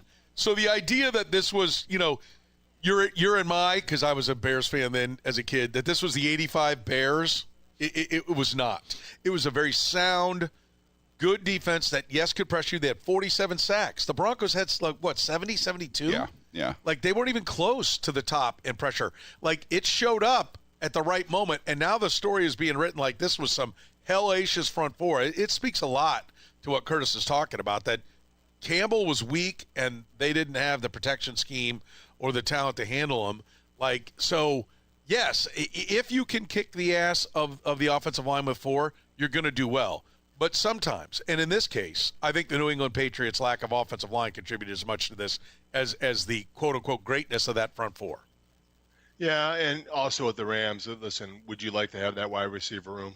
I mean, that's a heck of a wide receiver room they have there. So, and that offensive scheme. Yes. And if you don't get there, they have some really talented guys that can create some space and make some big plays. But I think offensive line play certainly was an issue for the Pats in this game. And the dark side, maybe they weren't quite as dark as we all think they were, but the reality is that they were able to, like we talked about. I mean, we said the key to this game was to get pressure with that front 4 and be able to take away some of the space of the offense of the Patriots and put May in a situation where he didn't really have an easy throw. He had to force things and listen. And the Seahawks, as a whole, I thought offensively they were productive. They weren't great. The offense wasn't great by either team, obviously. Special teams, I thought that the Seahawks won the special team battle. They won the defensive battle. And they probably tied on the offensive side. Other than Walker running for, I think, 136 yards. Oh, I don't think they tied. I think you just hit it. They didn't tie. Yeah, but the Walker thing was giant. Yeah, 26 yards receptions with receptions. And so, and also, once again, Seattle never turned the ball over, right? So it was 2 turnovers, 1 for a touchdown. 3 for New England. Was there 3? Yeah. So 3 turnovers, 0 turnovers. Situational football. Seattle won the situational football. They won. I'm going to give them 2 out of 3 with a tie, probably leaning towards Seattle. I don't want to say 3 out of 3 because why? Did you watch the game, Tim? Why are you so hesitant to say this? They dominated the piss out of this game. Yeah. Well, but if you're watching this game, the last thing you think, whoa, it was 29-7. Yeah, with 4 minutes to go in the game. I mean, it was 29-7 with 2.5 minutes to go in the game. And I know that this doesn't mean much, but the Patriots beat them in yards on total offense. It means literally nothing. I know, but okay, we'll go with 3 out of 3, but I would say 2.5 to 3. And they didn't beat them in yards, by the way. They lost by 4. Yeah. 335 to 331. But, I mean, I think I don't know. The third one was at least the closest. All my notes. I sit here for 3 or 4 hours trying to put notes together. Well, pay attention. I'm telling you, I read that in one of the breakdowns I had. So, once again, you guys seriously are much better than anybody else around the country as far as just having all the information correctly. Well, that's why I love you guys. Part of it is we know what websites to look at. I will concede that the one you thought was a tie was the closest to the 3. Yes. Good job. Good job on that. Let's take a break. More with Tim Grunhard, football insider, life coach, Chiefs Hall of Fame I feel like center. an outsider. No. Well, maybe bring your ass back to town and stop sitting in Florida, and you might feel a little more inside. That would be one thing. More with our buddy Tim Grunhard next here in the program. The program with Soren Petro. One's got a huge long one, and one's got the regular size one. The great big long was too much. Weekdays from 2 to 6 on Sports Radio 810 WHB. Men, the new year is here, and with it comes an opportunity to make real positive changes in your life.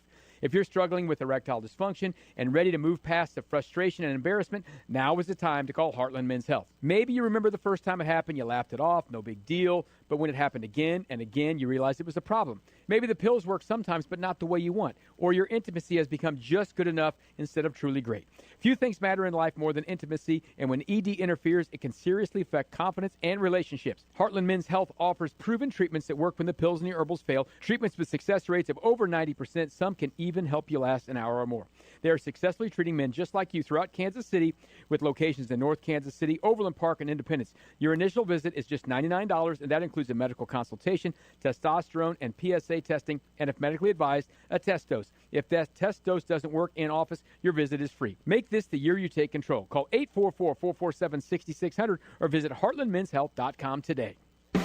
Yo Pods, make sure to check out Meet Mitch in Leawood for our Valentine's weekend specials. All weekend long, we will have a featured Valentine's menu and specialty cocktails to make your night special. Meet Mitch, East of 95th in the Ranch Mart North Shopping Center. This is SSJ from my friends at Window Nation. Your new windows can be installed in 1 day or less, and they come with an A+ rating for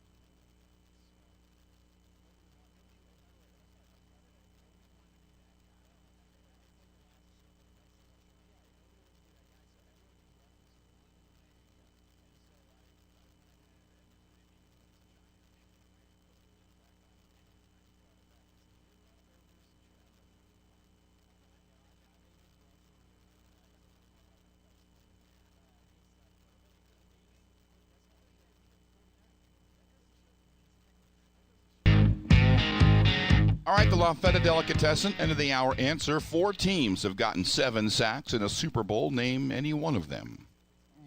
Seahawks 7? Came one shy of that after a reversal. 4 have gotten 7? 4 have gotten 7. I assume the 85 Bears we talked about. That's one of them. Okay. Broncos in 2015 or Yep, something? against the Panthers. Oh, that's a good one. Good job, Tim. There was one before the Bears and one after the Broncos. One of the Steelers. Steelers against the Cowboys in Super Bowl 10, the first matchup. So what year would that have been? 75. What season? 75 season. 75 Steelers. And then there's one after the Broncos? Mm-hmm. Oh, well, the Bucks against the Chiefs? Mm-mm. The Eagles against the Chiefs? Only got 6. Who am I missing in there? After the Broncos? It's been in the last 10 years. Yeah, obviously. It's been in the last it wasn't the 5 Chiefs, years. so it had to be the Bengals or the Rams. Or Did the something Chiefs? Like Mm-mm. Well, Tim's right. Rams? Rams against the Bengals in Super Bowl 56, 2021 season. 21 Rams. Wow, I wouldn't have. Well, the Chiefs in the last 10 years, the Chiefs have been like 8 of the Super Bowls, and they never sack anybody. So Yeah. True story. Good point. Good point. True story, Tim. In fact, someone said that the Super Bowl champions in the 2020s has basically been two categories, NFC super teams and the Chiefs. No. The recipe, the way it was put was the recipe for winning a championship for the last 10 years has been one of 2 things. Yeah. Build an NFC super team or have Patrick Mahomes. That's how I saw it put. It was like it's Patrick Mahomes or build a super team in the NFC. Yeah. You know? I think that's pretty accurate. I like that. We're talking to Tim Grunhard, brought to you by our friends at the Plumbing Pro. Just gave away La Feta Delicatessen. Mm-hmm. It is a wonderful, wonderful restaurant for you to go check out. If you haven't checked it out already, it's becoming everybody's favorite sandwich shop. Voted the #2 new restaurant in Kansas City on the southeast corner of 143rd and Metcalf. Go tell Adam and his staff that the program sent you. Great sandwiches. Everything made fresh that day. The bread made fresh. Happy to cater, but you need to make sure you give them 24 to 48 hours because, like I said, all those ingredients are fresh. They order them every single day. The freshest, best sandwiches. All right, La Feta, Italian Delicatessen at 143rd Metcalf. Find them online at lafetadeli.com. Tim, how about run the damn ball? You mentioned what Kenneth Walker did. The Chiefs, do you know what the Chiefs have at running back right now? Well, I know that Pacheco is a free agent. That's correct. So look at those notes really paying off. I know. How about that? At the running back position, you got Hunt. And nope, Kareem Hunt is a free agent. Is he free agent also? Wow. Nobody. They have nobody. That's a better guess than where you started. They have Brashard Smith. Oh, okay. And that's last year's 7th-round pick. And a character by the name of Shunderick Powell. No, that he doesn't exist. That's not a real person. Shunderick Powell was signed to a futures contract, like, when the season ended and you could start signing guys for next year. Shunderick Powell, 23 years old, undrafted. Looks like he signed with the Eagles last year, but did not play. It does not appear as though. So that is the Chiefs' running back room.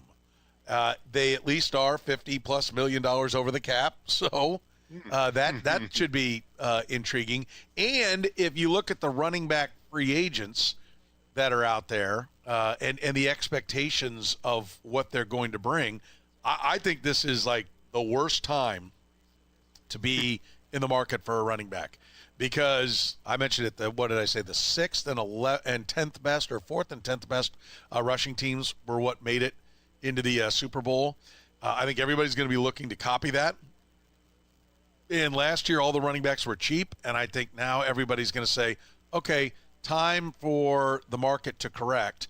We got to do what they did. You mentioned the copycat league, so let's get out there and get us a running back. And so Chiefs fans are going to say, Travis Etienne looked nice. Breece Hall looked nice. Javonte Williams looked nice. Kenneth Walker looked nice. First of all, I don't think Kenneth Walker's going to get away after what he did. And I think you're going to end up paying way more than you think. Like where running backs were going for like $3 million last year, I think Breece Hall is going to bring $8, $9, $10 million. I think Javonte Williams is going to bring $6, $7, $8 million. Travis Etienne is going to bring $6, $7, $8 million. Like, I think the Chiefs are really going to regret that they haven't gotten a bigger answer to the running back position over the last couple of years. Yeah, Pro Football Focus. Once again, I have my notes. I'm ready for you. Now, you guys will find a hole in these notes, which I love. But, when you start talking about Franco Harris, we're going to cry foul. Breece Hall, Pro Football Focus has him projected a deal between the range of 37 and 41 million over 3 to 4 years. Yeah. So there's no way the Chiefs can afford that. I mean, I think that's a pipe dream if they're going to go out and get one of these high leverage running backs. And like you said, you got Etienne. Walker's not going anywhere. Breece Hall is the number one elite, versatile playmaker. And then you got Javonte Williams from Denver as an impact back. And then you got Isaiah Pacheco. So no, you don't. Then is not Isaiah Pacheco. I'm reading from the list that once again, I knew you guys would poke holes in my notes, but Rashid White is after him, and then Tyler Algier, and then Brian Robinson from Washington are the top guys. So Breece Hall, Walker, Etienne, Williams, and then Pacheco. Yeah, that's wrong. Let me just tell you, I'd like you to send me the link to who wrote that so I can get him on and laugh at him. That's incorrect. Like, I think I'm looking here. Hang on, let me come back to this. The salary structure. I would say that Walker, after his performance in the Super Bowl and the fact that he's 25 years old, is number one. I know probably Breece Hall's probably number one because he's under 25 right now. Then Kenneth Walker would be 2. 3 is going to be 3 on the list. I think will be it's either Javonte Williams or Travis Etienne.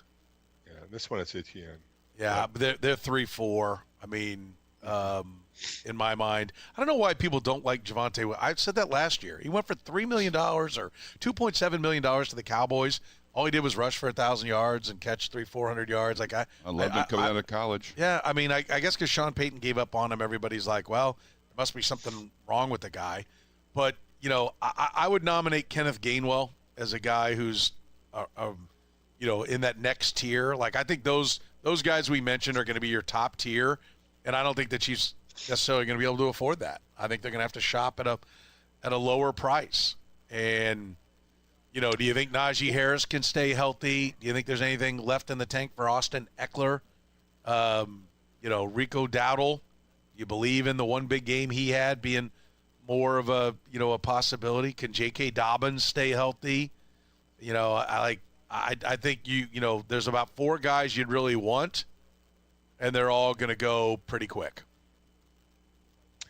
Yeah, and you know, right now the Chiefs' salary cap is in such disarray, and you guys are experts at that. I'd like you guys to explain to me how they're going to find a way to knock that down a little bit, and they're going to have to go out whether. So you guys know how I feel, and I know that you guys don't feel the same way about drafting a running back in the first round. I love Jeremiah Love. I think he's going to be a generational guy, but I get it if people say, listen, I don't want to draft a running back that high. I mean, it's kind of been the theme of the draft over the last 10 years or so is don't draft running backs in the first round. And yeah, I know you guys have some stats and statistics about. Well, you know, actually, Tim, since you brought it up, I mean, there is a strong case to be made for what you're chirping there, and I'll make it right now, right? Since you brought it up, here are the draft positions. What pick number? And so there's 32 in the first round, 32 in the next. So 32, 1 to 32 is first, 33 to 64 is second, 65 to 96 is third. Then you get into some compensation picks. But outside the top 100 is when you get into compensation picks, you know, third round compensation picks and into the fourth round, or 97 and on. All right, here's the top 10 rushers in the NFL and the pick number they were selected in. James Cook, 63. Derrick Henry, originally, right, 45. Jonathan Taylor, 41. Bijan Robinson, 8. Devin Achane, 84. Kyron Williams, 164. Jahmyr Gibbs, 12. Christian McCaffrey, 8. Javonte Williams, who I mentioned, 35. Saquon Barkley, 2. So, you know, there was a time where I would run through this, and it was – you were as likely to lead the NFL in rushing in the fourth round as you were in the first round. Like, there was way more non-first. They've gotten better at identifying it. Saquon Barkley, 2. Christian McCaffrey, 8. Jahmyr Gibbs, 12.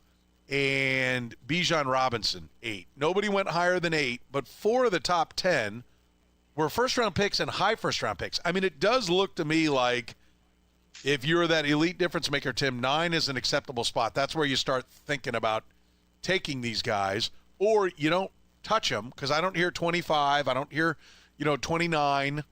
Like, it appears like you either go, where the Chiefs are at, that upper half is kind of where the best running backs are going. And, if they're that true difference maker. And so that's the question. Do you believe Jordan Love is a true difference maker? I do. I really do. And, and I know a lot of people are saying, well, the only reason he thinks that's because he went to Notre Dame. But the reality is that, everybody out there is saying that I think that he's ranked, I believe, either 6 or 7 or maybe as low as 8 as in the big draft board. I've seen him as high as 2, Tim. Yeah, and then the next guy is the dude from Washington who's 65. So there's kind of a drop off. I think most people think that he is a generational running back. He can run the ball between the tackles. He's got great vision. He's got great quickness. He also can get the ball outside. You see him making moves. You see him doing some of the things that some of the great running backs we've seen in the playoffs. I forget, was it Walker that made, I forget what game it was. Gosh, they all kind of run together. But I think it was against the Rams where the linebacker had him lined up dead to rights in the backfield, and Walker made a miss. And, those are the kind of things that are special. You can't always block it exactly perfect. And so if you have a back that can make you right, believe me, when we had Marcus Allen in there running, you always felt more confident to be able to say, listen, if we just give him a seam, we don't have to give him a hole. We don't have to give him a gap. We just give him a seam. He's going to find some space. He's going to make a play, even though he was an older guy. And then you got guys like Greg Hill that had all the speed in the world and young legs and everything else, had no vision. And you knew when you're blocking, boy, you better make a big old hole for this guy to get through, or, he's just not going to be a productive play.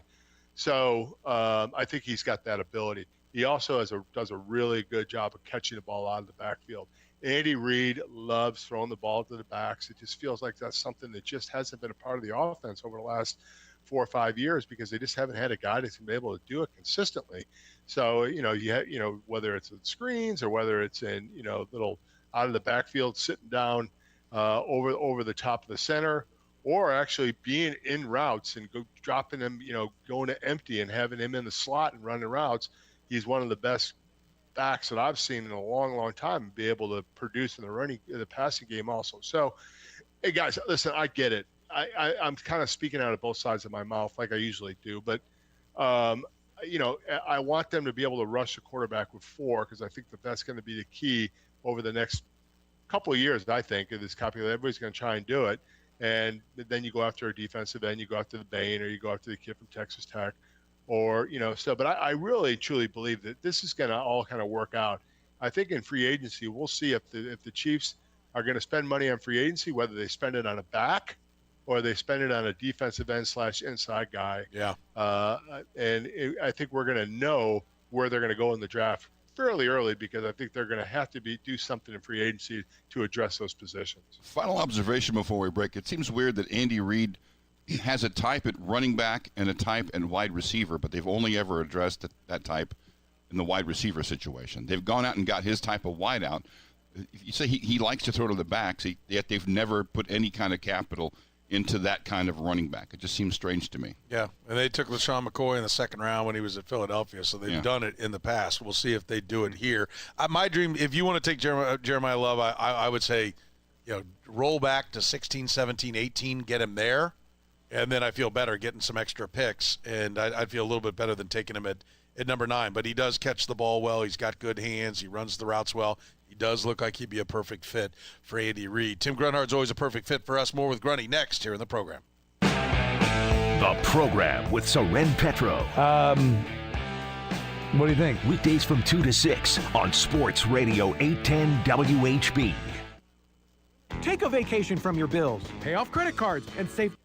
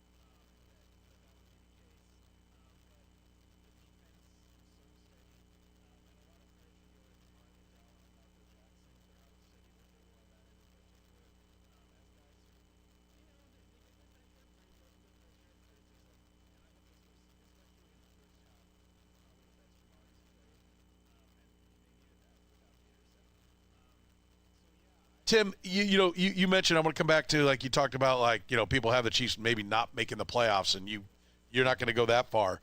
I mean, like, there are 7 teams that have better odds to make the playoffs than the Chiefs. And I know Chiefs fans go, oh, that's ridiculous. Is it ridiculous?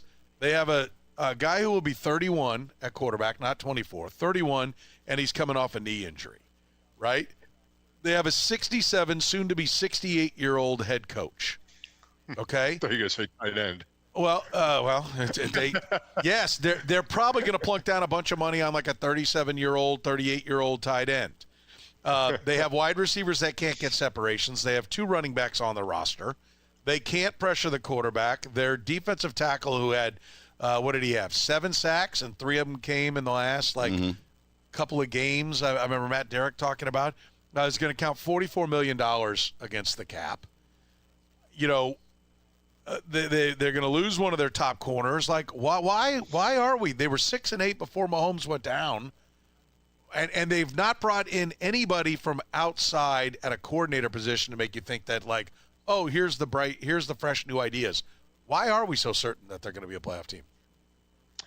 Well, I just think that the offense, let's just start with the offense and the offensive line. I just think that they're going to be more productive last year. Josh Simmons, it was unfortunate that he was put in a situation to have, obviously the personal issues. He was gone for about 3 or 4 weeks or whatever it was. And then all of a sudden he come back and he gets hurt.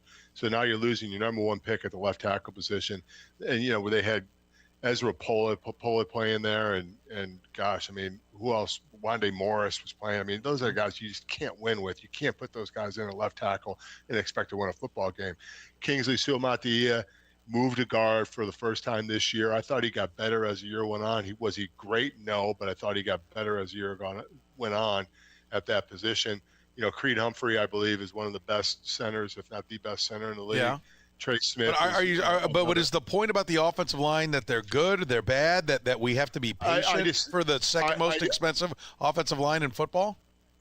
Yeah, I think being the second most expensive offensive line in football, they've got to produce like that. I think injuries kill. I mean, Juwan Taylor, he had injuries.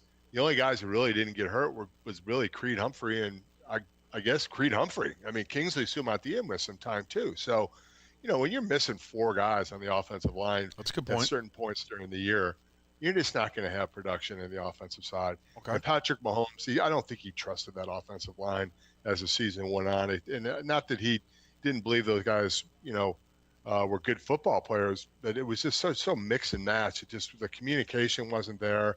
The continuity wasn't there. Okay. They just didn't play as a unit. And they're going to have a draft that has a couple of high picks, and we'll see what they can do in free agency. It's not going to be a lot unless they're going to blow up 27 and 28. So what are the other spots you're pointing to and saying this is where this 6-8 team with Patrick Mahomes should be viewed as a playoff team?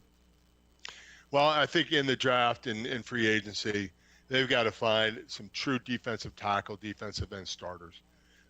Whether it's through the draft or whether it's through free agency, they got to bring in some guys in front forward. Once again, fit into my theory that they just got to get better at bringing just 4 and not putting Spags in a situation where he's got to bring pressure all the time and put the secondary in peril because he's bringing pressure to try to get after the quarterback. I think you need another linebacker, maybe a linebacker that could come in and play the will linebacker out in space and have some production there. Maybe that's something you can get in the draft in the 3rd or 4th round. Right. And again, I'm not trying to beat up on you, but just because we only have a couple more minutes here. So 3 defensive linemen, it sounds like. You want a linebacker. They have 6 picks. Yeah. 6. Well, I mean, they're also going to have to address some of it in free agency. And then they're $50+ million over the cap. That goes back to my question I asked you guys that you guys glossed over, that how are they going to get to the point where so that's great. So that is a good point. They will restructure Patrick Mahomes' contract, and they're going to push a bunch of money. They're going to give him a big extension. I'm hoping Clark Hunt and the Hunt family will give him a bunch of money up front, and they may be able to save the whole $50 million on his cap number alone. They will cut Juwan Taylor and save $20 million. Yeah. They can cut Mike Dana and save, I think it's $9 million. They can cut Felix Onyeudike-Uzama and save $2.5 million. There are some spots. They could trade Trent McDuffie and save $13 million. There are the biggest chunk of it, though, is going to come from a renegotiation with Patrick Mahomes. And they can save $11 million by pushing money back on Chris Jones' contract, which I would not recommend. I'd take it on the chin with his contract and get out from under it after 26. But that's serious question. So you guys, obviously baseball's coming up, and the big word in free agency now in baseball is deferring money to later on.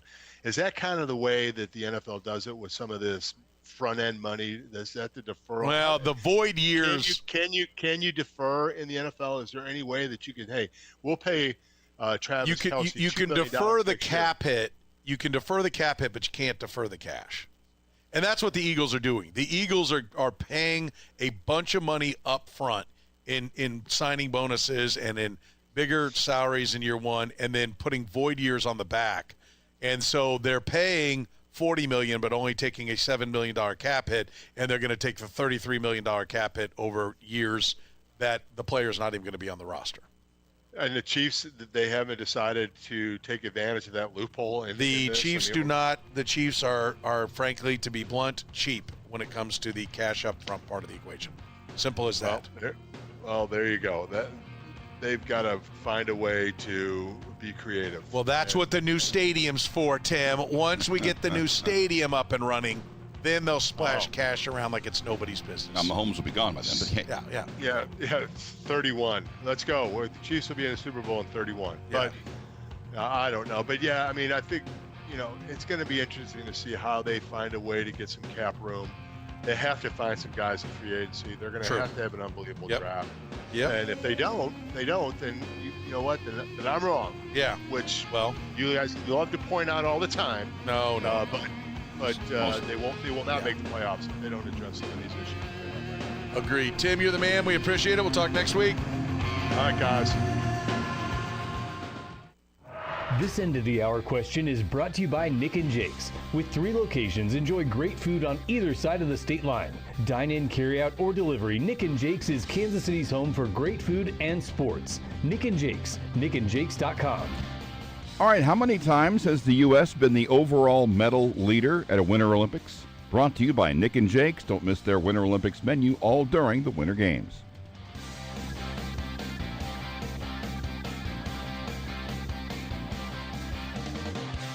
Men, if one of your resolutions this year is to feel better, stronger, and more like yourself again, it may be time to look at your testosterone levels. Feeling exhausted, unfocused, gaining weight, or not seeing results in the gym are often signs of low testosterone, not just getting older. Heartland Men's Health are experts in treating low T and other men's health conditions, helping men across Kansas City get their edge back. With treatment, many men notice improved energy, clearer thinking, better sleep, stronger workouts, and a renewed sex drive within just a few weeks. You can even start by taking a quick low-T quiz at heartlandmenshealth.com to see if symptoms apply to you. Your initial appointment is only $99. That includes lab work, testosterone, and PSA testing, and a consultation with a licensed medical provider. If you start testosterone treatment the day of your appointment, that visit becomes free. Heartland Men's Health has convenient locations in North Kansas City, Overland Park, and Independence. Do not wait another year to feel better. Call 844-447-6600 or visit heartlandmenshealth.com today. At Shoal Creek Golf Course, it's more than just a round, it's the full experience. Play one of Missouri's top-rated public courses, then relax inside the stunning 11,000-square-foot clubhouse featuring the Players Grill, fireplace lounge, golf shop, and elegant event spaces. From corporate and charity outings to weddings and social events, Shoal Creek can host groups up to 200 guests. Home to multiple championship events in 2026. Shoal Creek Golf Course is where Kansas City comes to play. Schedule your tee time today by visiting shoalcreekgolf.com. That's shoalcreekgolf.com. Hey, Mom. It's me. Oh my gosh, you'll never believe what I just opened for Valentine's Day. A sapphire ring from Hellsberg. Just like the one I lost years ago. Remember how excited I was when you gave it to me? I cannot believe you remembered that story. I guess you were right. I really found the one.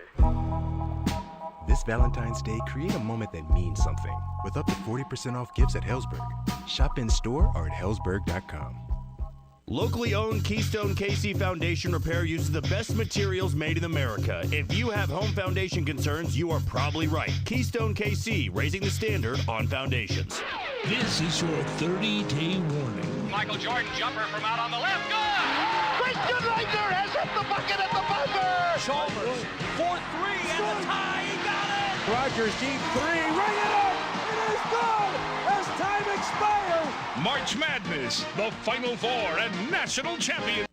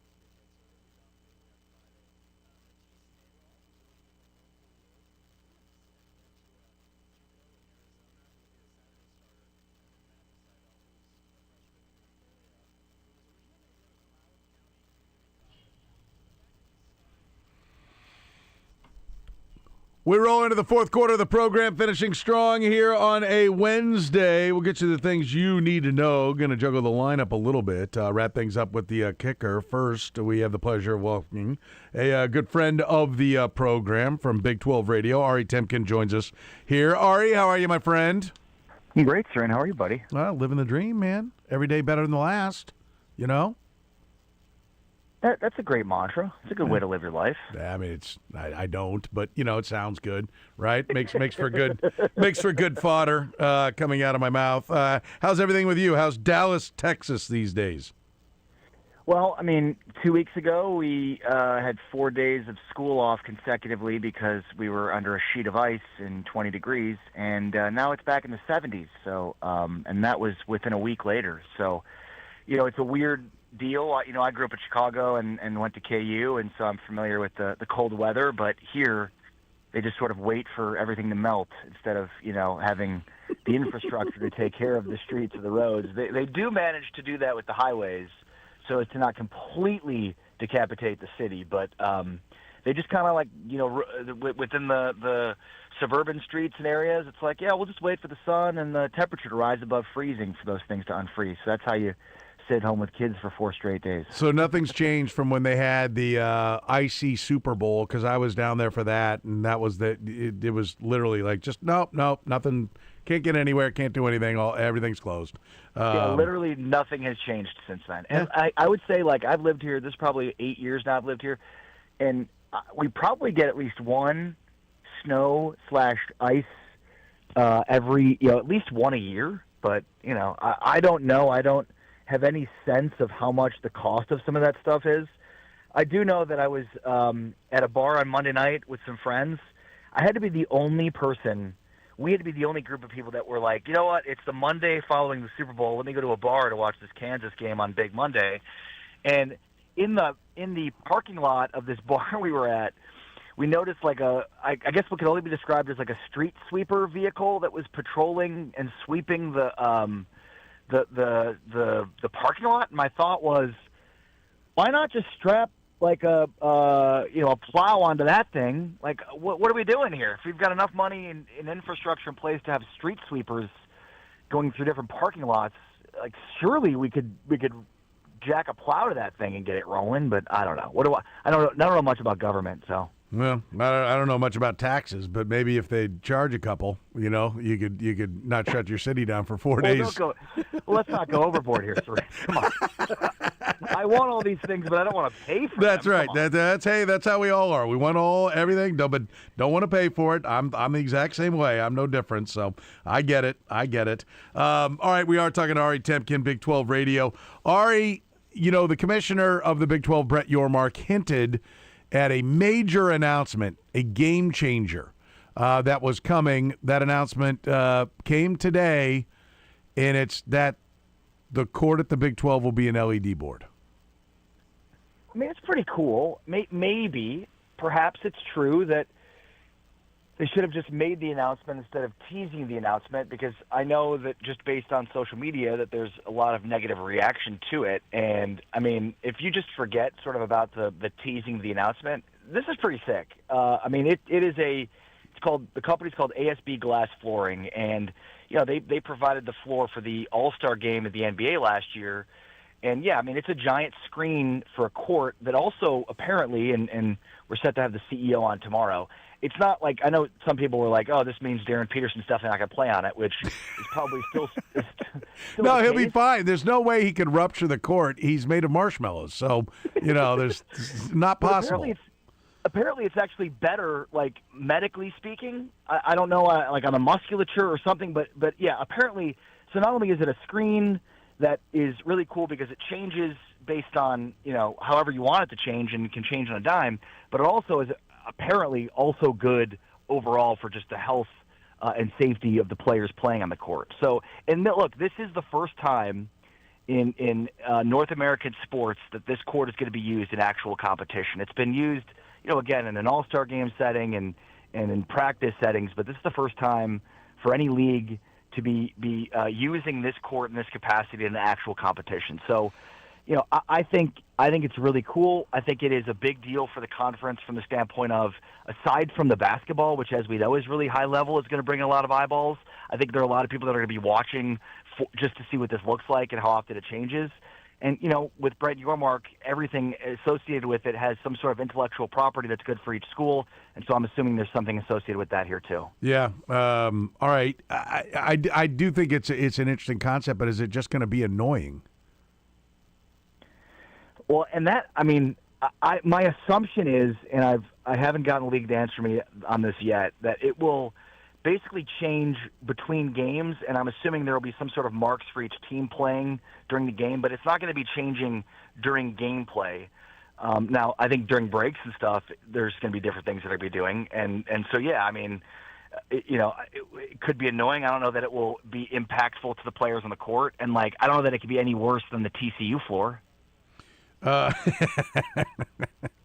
It can't be worse than last year's Big 12 floor, can it? Right. It can't be worse than last year's Big 12 floor, and it certainly cannot be worse than the floor that TCU has, which every time I'm watching or if I've been in the arena, it makes me dizzy just by staring at it. Yeah, I know. I hear what you're saying. It's pretty busy. The Oregon floor with the trees and everything, that can kind of get over the top. Yeah, I think it will be interesting. I think it's going to be a shock to the system early on. It might be, ribbon boards just around, hockey and stadiums and everything was something that it's like, oh my God, I can't believe it. And now, you watch the Australian Open and the entire wall, every wall in every stadium is now ribbon board, and it doesn't knock you out of your seats anymore, right?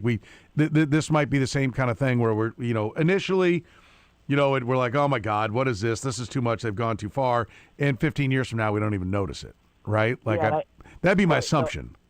100%. I think we're not too far off from these courts becoming pretty standardized, across all of sports. So where we might look back at this and be like, wow, that was the first time that we actually saw it in real action. But now every NBA court, most college courts are like that, and we know that is because the advertising potential there is going to be far outweigh, the cost associated with it. I do think we're heading towards a situation where this kind of floor, this type of situation will be standardized. And, it's funny because, we talked it up on our show too, and then now I'm seeing a lot of that play out on social media where people are like, is this really that big of a deal? And, I guess not. Again, going back to, probably should have just made the announcement instead of teasing it, but, Brett Yormark doesn't do anything like that. Everything is over the top and huge and gaudy, and I think that's a good thing. There's a lot of Big 12 teams that, in a lot of communities that for a good period of time thought that there was an expiration date on this conference and what looked like, big boy basketball and big boy football. And Brett Yormark has been a savior for this conference to not only, allow it to continue to exist, but to thrive and, to be a major player. And maybe some of this stuff is kitschy and, over the top and a lot, but, this was not going to be the announcement that they're moving the tournament to Vegas. And I know obviously in Kansas City, this is something nobody wants to move. And I think the Big 12 is sensitive to that. The Big 12 and Brett Yormark specifically has a pretty good sense of this conference and the members and what they want and the pain points. And I'm not trying to say that eventually, the conference, the tournament's always going to stay in Kansas City. Maybe it does eventually move. I don't know. My guess is for the foreseeable future it won't. But I can assure you that if it does move, that's a move that will be announced and not a build up towards the announcement. And I think, the other one I joked about was Notre Dame is not joining the Big 12. If it does, it's not going to be hey, we're going to make an announcement next week. Brett McMurphy or one of the major newsmakers, Dennis Dodd, is going to be breaking that story well before the Big 12 is going to be able to make that announcement. Going to be breaking the story of if they move, you mean? Or if a huge story people are like, oh, is Notre Dame joining the conference? First of all, no. Right. Second of all, if it was, it would not be hey, we're going to make an announcement next week. That would be a story that would break.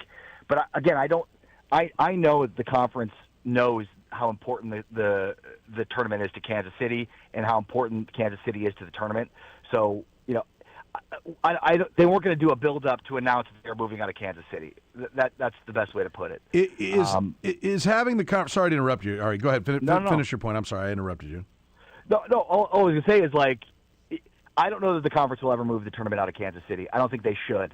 But if they did, it would not be a build-up announcement. It would be somebody would break it, or they'd probably try to make it, underplayed. Because, again, I think they know the pain points of the conference, and they know how big of a deal it is to have it in Kansas City. Well, I think we know that about, the schools, and maybe even, maybe just three of the schools, not Colorado, because Colorado is used to coming here, and I don't know that anybody in Colorado is even aware that they play basketball there, except for when Kansas goes there, and they're all the Jayhawk fans. But is Arizona State, and Utah on board with Kansas City, or would they love to see it in Las Vegas? Would they be the faction that's pushing for it to go to Vegas? It's a great question, and look, I'm sure that there's, a faction of Arizona specifically, that's more of a home court for them, and they probably view Kansas City as more of a home court, as they should, for Kansas. And and for K-State for that matter, or for Iowa State, right? I mean, as those programs have made it a home court. The thing that I'll say, and we all know this as somebody that is, has spent time in the city and then obviously comes in for the tournament. Like there are a few cities in America that would embrace the Big 12 tournament the way that Kansas City does, and that matters to the Big 12, and it should. But I know from having been in San Francisco at Radio Row that you walk around that area and everybody's like, oh, there's a game here? Like there's a Super Bowl here this weekend? And to a degree, Vegas is like that too. And I think the Big 12, Yormark loves the glitz and the glamour, but at the same time, the idea that Kansas City goes all out for the tournament and that it's a huge deal for the city, that matters. And it's the same way where the Final Four is still in Indianapolis and still in San Antonio, just because of how much the Final Four being there means to that city and how much they embrace it. And that still matters, and that still should matter. Yeah, well, they went away from San Antonio for a while, and it was dumb because San Antonio is my second. It's actually my number one. It's a lot of people's second after New Orleans. It's my number one place to have the tournament. I think it's great there. I love the Riverwalk. I think it's fantastic. It actually is already getting a little hot. My God, what that town must be like in July.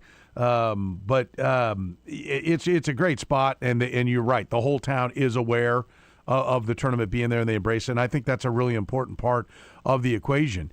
Yormark toyed around with it being in New York at one point. I mean, he floated that. Now, I think that was before he came to Kansas City. Do you believe that he really does recognize the value of Kansas City, agree that the value is there with the tournament, or do you think that's maybe just lip service because he's contractually obligated to keep it here for now? No, I do not only believe it, but knowing some of the people within the within the Big 12, that they value the partnership and understand the partnership again because of if you walk through Kansas City Power and Light during the tournament, the way in which it's decorated, every detail and being as close as I am to the chief marketing officer of the Big 12, that is a really big deal, and that doesn't go unnoticed.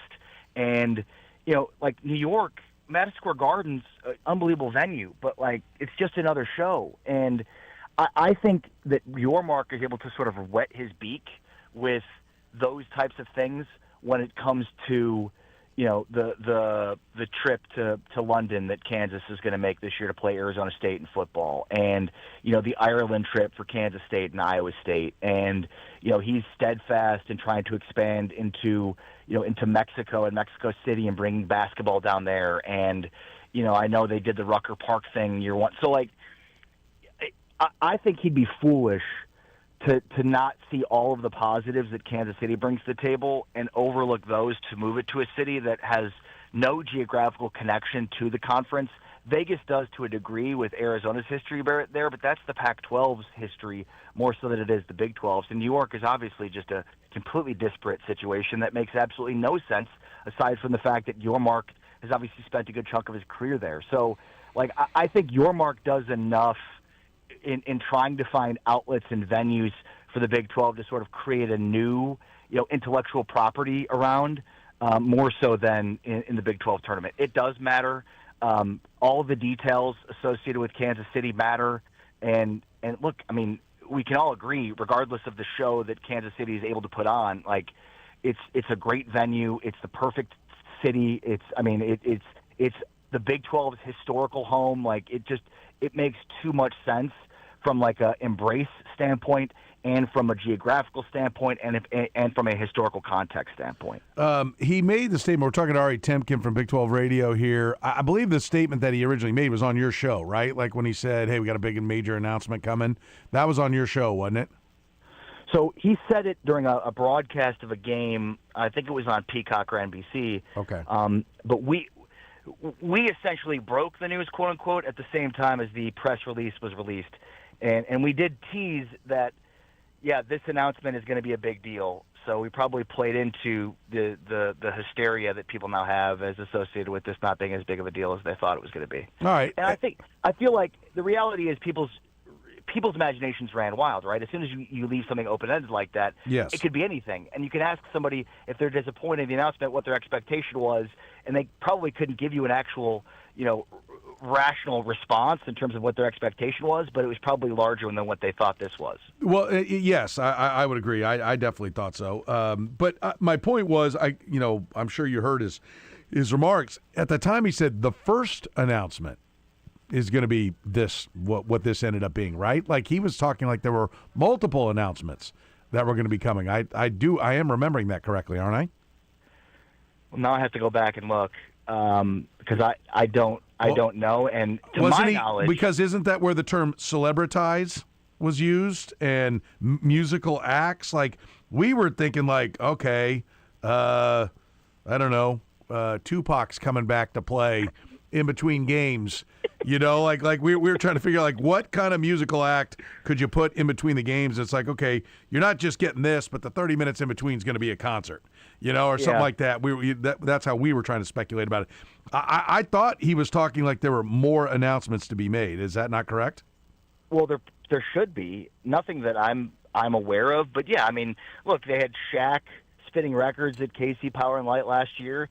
So, hopefully there's been enough equity put in from your mark in the Big 12 to start to get some better acts, from Rock Nation and from his brother. The Big 12 football championship continues to kind of raise the profile of the acts that they're getting. So I would hope that the next announcement is the celebritization.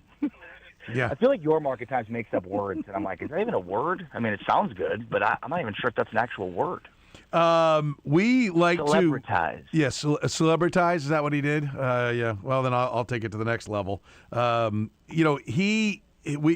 will put together basically a montage after the Big 12 media days when he sits up there for 20 minutes and pulls all of them, and we just fire it off like the finale of a 4th of July fireworks session, where you get all of the catchphrases at once, and it is impressive. I will give him that. I want to go back. You talked about, the league still being here. Is that him or is that Bob Bowlesby? I'm not saying he's doing a bad job. He certainly gets the name mentioned. I think he may have even kind of, he got into something, I can't even remember what he said, kind of about something where it's like, oh, your mark was quoted in it. And I'm like, okay, he's, kind of almost like, hey, remember we're here. I'll make a comment on this. I don't know. I think it might have been about NIL or portal or whatever it was. And I was like, well, he's keeping the Big 12 name out there. Every time he's quoted, the Big 12 name is out there. But wasn't it really, isn't the forgotten guy? Bob Bowlesby's the guy that settled things down, right? Yeah, you're 100% right. And not only that, Soren, he saved the Big 12 twice, because he was brought in initially when everything was failing and coming apart, and helped to stabilize the conference, by keeping Texas and Oklahoma from leaving the Pac-12. That was obviously a Band-Aid that ultimately, had to be ripped off the second time that he saved the conference. And that was, to your point, when Texas and OU decide they're bolting, and everybody from the Big 12's perspective is thinking this thing's over, this league is done, we've got to find some sort of a landing spot. There's no question that Bowlesby got it to a point that I think then your mark was able to really take it and run with it. And look, there's a commercial arm of the Big 12 that didn't exist before, that probably couldn't have existed before, because this was prior to NIL, in a world in which this was still viewed as amateur athletics. It wasn't as if Bob Bowlesby and his staff weren't capable of fully monetizing the Big 12. It's that we weren't really in a world in which that was what was going to be happening. And so your mark is more of the professionalization guy. He's the guy that comes from pro sports, that came into the Big 12, without any, uninhabited basically from any of the previous situations, and knew exactly what he needed to do in terms of the quote unquote low hanging fruit. So without question, Bowlesby needs the credit, because he was the one, left holding the bag in a situation in which, the Pac-12 could have completely eaten the Big 12. And that's also the reality is, the Big 12 got lucky in some respects. And what the ACC is now going through is exactly what the Big 12 already went through. When you think about the Big 12 making concessions to Texas and Oklahoma to keep them there the first time, and basically saying yeah, we'll give you more inventory and we'll skew the percentages more towards you, and you can have your third tier rights, and basically completely fully placated to them. That's exactly what the ACC is doing right now to Florida State, to Clemson, to North Carolina. And in some ways, the fact that the Big 12 is quote unquote, the ugliest stepchild, if you will, of the Power Four is actually a huge advantage. It's almost like the David versus Goliath Malcolm Gladwell book, where sometimes your strengths are your biggest weaknesses and your weaknesses your biggest strengths. The weaknesses of the Big 12 are actually a huge strength because the conference is bound together almost as if nobody has anywhere else to go, so you've got to stay here. And there's a cohesion and a unity there that is not very dissimilar from the rest of the Power Four. And, the ACC is going to implode, Soren. It's not a matter of if, it's a matter of when. Because of the same situation that the Big 12 handed over to Texas and Oklahoma. There's an unfair share right now that the Florida States and the North Carolinas and the Clemsons of the world are getting. And the more they bend over backwards for those users, the more the rest of the conference gets alienated and wants out. And so it is going to reach an inflection point. I think that will happen within the next 5 years, and I do think the Big 12 will once again benefit from it. There are a lot of people that say, we're talking to Ari Temkin from Big 12 Radio here, there are a lot of people that say that the next conference realignment will not be conference realignment. It'll be like football breaking away. And those ACC schools, will bust out and be. Do you think that's what's happening, or do you think that if those schools went in somewhere, they're going to get swallowed up, and the Big 10 and SEC will go to 20? That's 6 schools. Maybe the Big 12 picks up somebody along the way. What do you think is going to come when we get to 28, 29, 30, 31? I think they extended somebody extended through 36, but most people think it's like the early 30s when the buyouts get lower that everything will that's when we'll get our next seismic shift. What do you think is coming? Do you got any information that leads you to your opinion? Yeah, so you're exactly right. So the ACC's television deal is up in 2036, and it's a really bad deal because it stays pretty stagnant, whereas every other conference's rises pretty substantially to the point. But by the time we get to 2030, the Big 12 will be already ready to go to market yet again for its TV rights. So it'll be the second time before the ACC is able to get to its media rights deal, and they're already going to be making more money on average, the Big 12 will, than the ACC at that point in time. 2030 is the year. There's no doubt about it. That's the year that the buyout goes down substantially. And so that is when North Carolina and Florida State and Clemson and whoever else is NC State, Virginia, and was it Virginia Tech, maybe? I think the SEC will add North Carolina. I know there are a lot of thoughts about North Carolina being added to the Big Ten, but this most recent, the news this summer was the SEC. I think you're looking at Florida State, North Carolina breaking away to the SEC, and then I don't know what that looks like beyond that. But, yeah, the Big 12 will be left to sort of pick up the leftovers, and they'll be deciding between, all right, do they want Virginia and Virginia Tech? Louisville makes a ton of sense. I think, geographically Louisville makes a ton of sense. So there's no question that this is happening. It is going to happen in 2030.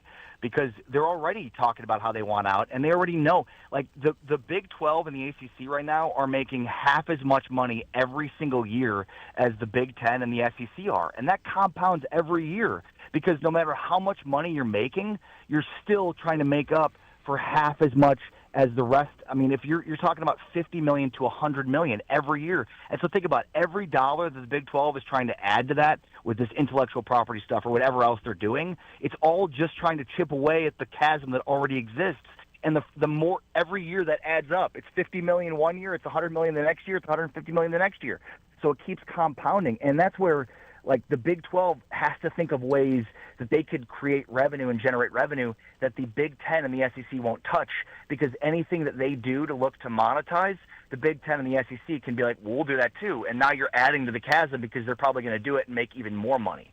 So, yeah, eventually we're going to have a Power 3. Again, the year will be 2030 if the Earth still exists. Yeah. And in terms of the breakaway from a football perspective, Soren, that's already happening. It's happening through the college football playoff. It's happening through NIL. Even though it's clunky and it has not gone, I think, the way a lot of people would have wanted it to go. People who are waiting for Congress to take over and implement these laws that are going to completely change everything, that's not going to happen. What we're having here is slowly but surely there are different court cases that set precedent, and over time, that creates the precedent, and ultimately there will need to be a collective bargaining agreement because the Supreme Court ruled, basically that the NCAA was an antitrust. Conferences cannot create bylaws that they can't be sued for and then win in. They're losing every single corner, it feels like, every time they're sued because of what the Supreme Court said. So ultimately, like, these precedences are constantly playing out in court in all these different court cases. And that takes time and it's clunky, but that's just sort of the nature of the beast.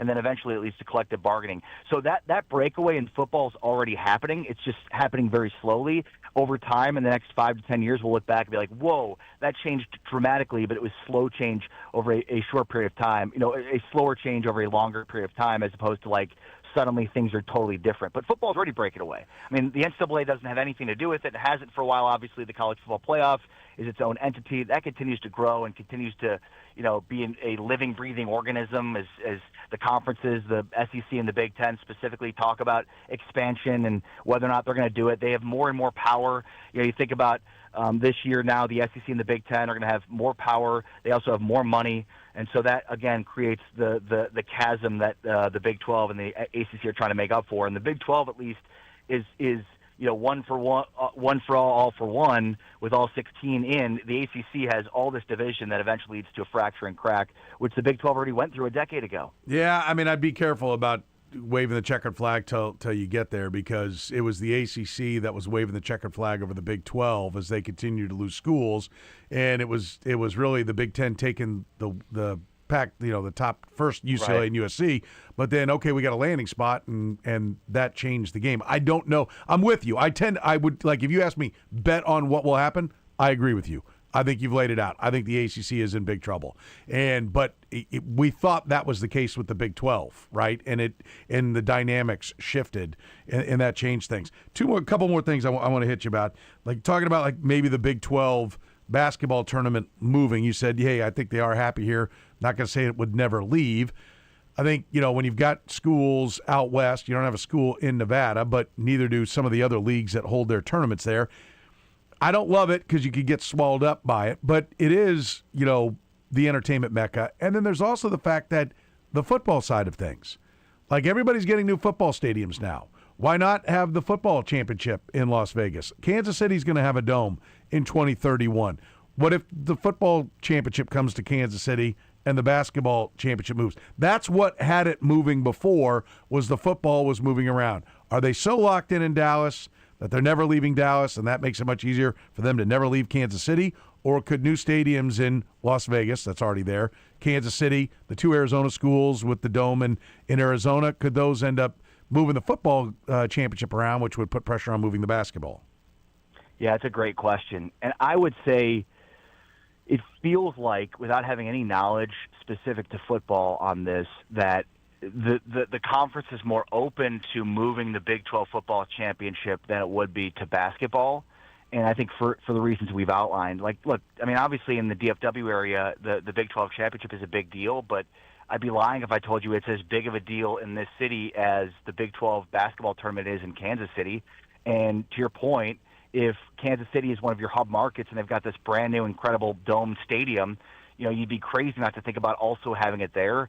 And that's obviously where we used to be, where the championship would rotate between, you know, Arrowhead and Dallas. And so I do think that's a possibility. I don't rule out Vegas entirely. And, you know, if there's one thing that we know about Brett Yormark, it's no matter how much things, you know, stay the same, they change. And, I mean, Yormark is constantly looking to do new things. I mean, the dude is relentless.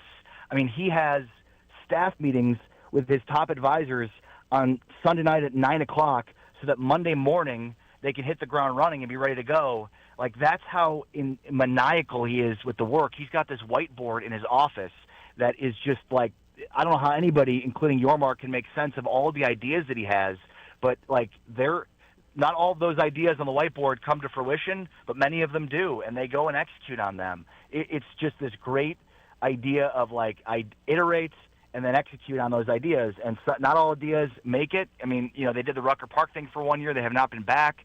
You know, so there's a lot of guessing and checking involved. But I think they view football, at the product itself and the football championship, as probably something over time that once their deal with the AT&T Stadium is up, I would not be surprised to see them shop it around, especially, you know, between Vegas, Kansas City's new stadium, you know, and Dallas as well. But, you know, time will tell.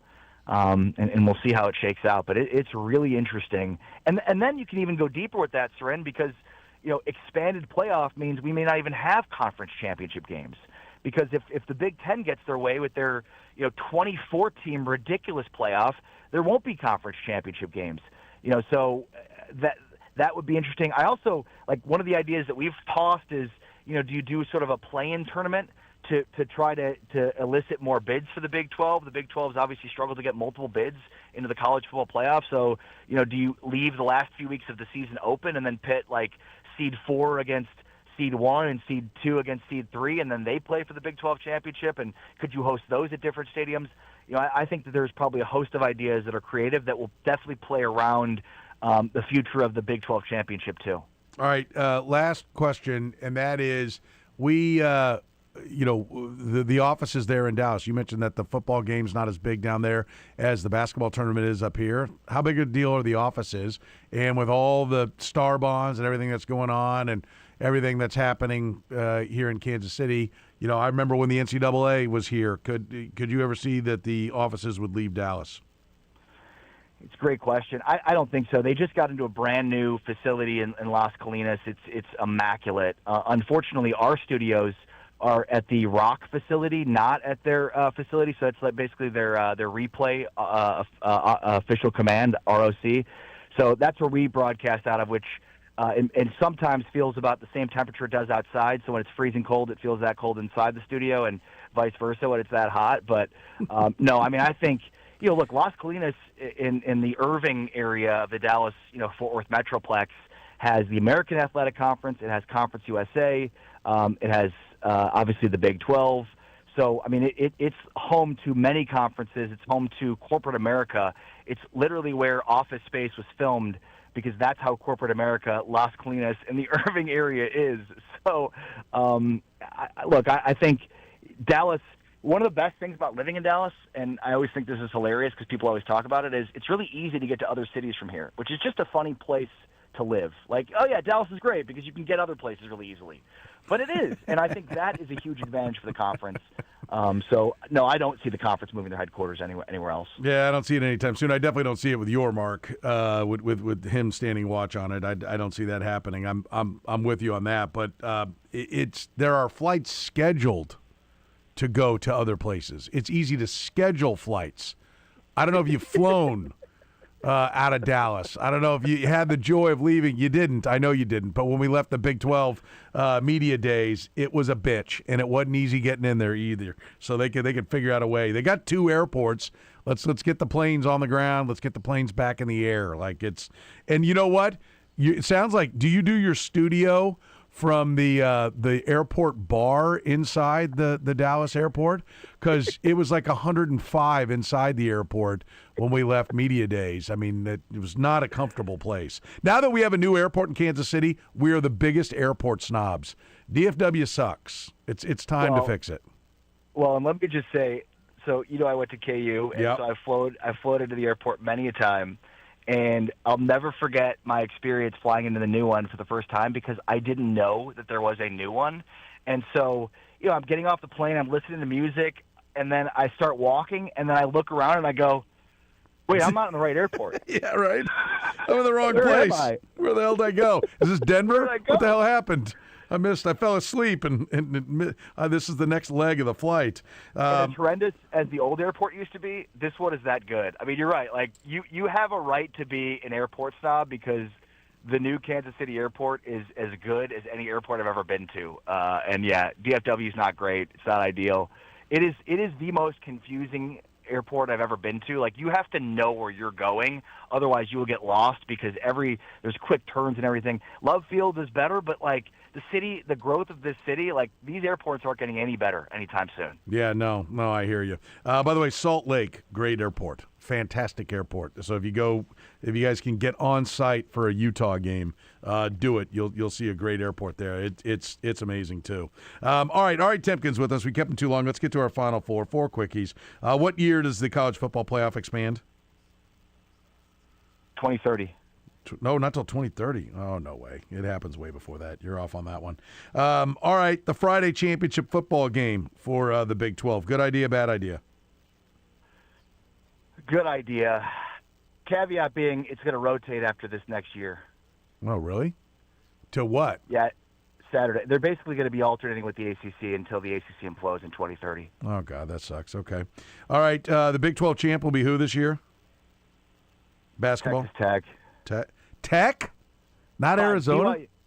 Oh, wait, sorry. You're talking about basketball. Basketball, I thought you were yeah. talking about football. Basketball. Sorry, I had football in the brain.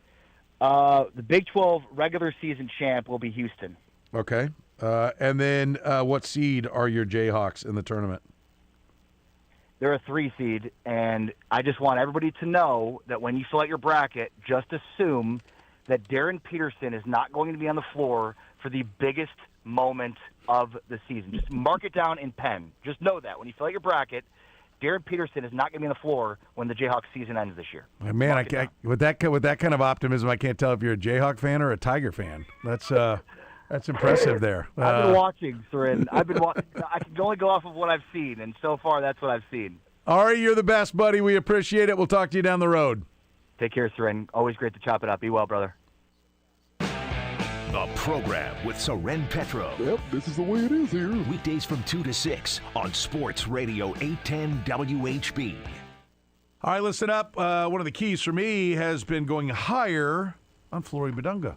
Points. That's right. Basketball is in full swing. You can get in on all the action. Make entries right now and win money in Missouri with Underdog. Just pick your favorite player. Go higher or lower on stats like points, rebounds, assists, steals. It's really that easy. College basketball, the NBA, it is all there. Right now, you could win up to 5,000 times your cash if you get your entries right. But you got to have the app. So download that Underdog app. Use promo code SOREN, S-O-R-E-N. That's right. My first name is going to be how you score $75 in bonus entries when you play your first $5. Again, that's promo code SOREN, S-O-R-E-N. It's at Underdog. Make plays. Win money. Must be 18 plus and present in Missouri. Terms apply. See assets.underdogfantasy.com/web/play and get terms _DFS_.html for details. Concerned with your play, call 1-800-GAMBLER or visit www.ncpgambling.org. Hey guys, it's Todd Lebo here for Heartland Men's Health, and they've got some brand new things happening in 2026. Very cool stuff. 4 targeted body composition plans that go along with their low T programs. These programs feature GH peptides, NAD+, GLP-1, PDA, and more, designed to boost energy, support metabolism, enhance recovery, all of those things. And when you combine those with the low T program that they've got, more energy, better focus, all of those good things go along with it. If you'd like to get involved, just go to heartlandmenshealth.com to check out more information on it, or call them up at 844-447-6600. As always, they've got 3 locations in town, up north, Overland Park, and eastern Jackson County. And here's the deal. You go in there and have your appointment. It's a $99 fee. You'll have a T-test, a PSA test, and they will go over everything with you right there at the appointment, and they'll talk to you about these 4 new body composition plans.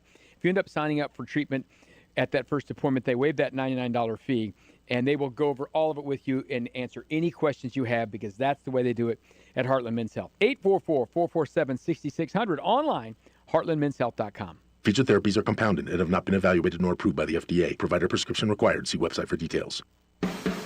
Yo Pods, make sure to check out Meet Mitch in Leawood for their happy hour options. $4 tall boys and $5 house margaritas will have you feeling right for your next outing. Weekdays from 2 to 6. Meet Mitch east of 95th in the Ranch Mart North Shopping Center. Running a business means wearing multiple hats. So if you're like me, you probably started out using your personal phone, taking client calls and texts nonstop. As my business grew, I needed something smarter. That's when I switched to Quo, the #1 business phone system. Quo works right on your phone or computer. No carrying 2 phones, no clunky landline, just one easy app you can try for free. Your team can share one number and handle calls and texts together like a shared inbox. Any teammate can jump into the conversation, so customers get faster responses. And Quo's AI assistant summarizes your calls and responds to customers 24/7, so you never miss a lead or opportunity. All this starts at just $15 a month. That's basically 2 coffees. You can even keep your current business phone number. Find out why 90,000 businesses trust Quo. No missed calls, no missed customers. Try Quo for free at quo.com/sports. That's quo.com/sports to try Quo free. QUO.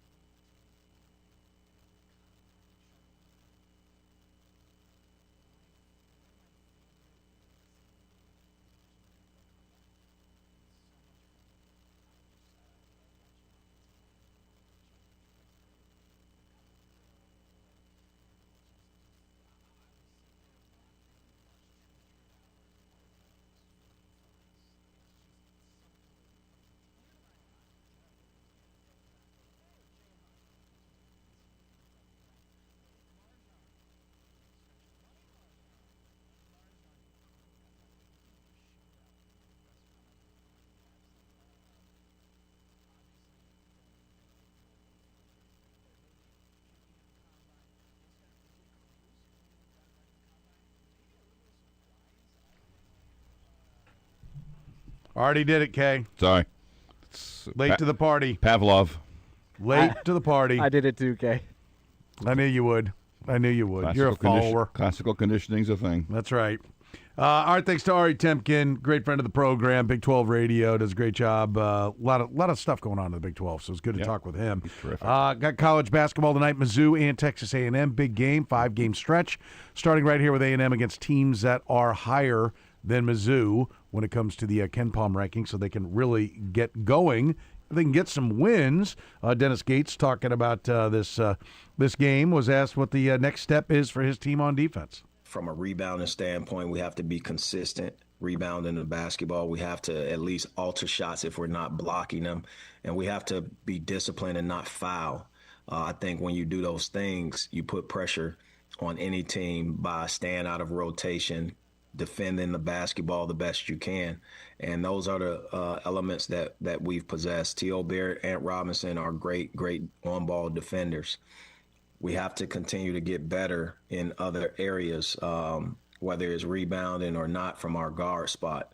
When it comes to our length and our wings, Trent Pierce, Jacob Cruz, they give us some real versatility where we can switch.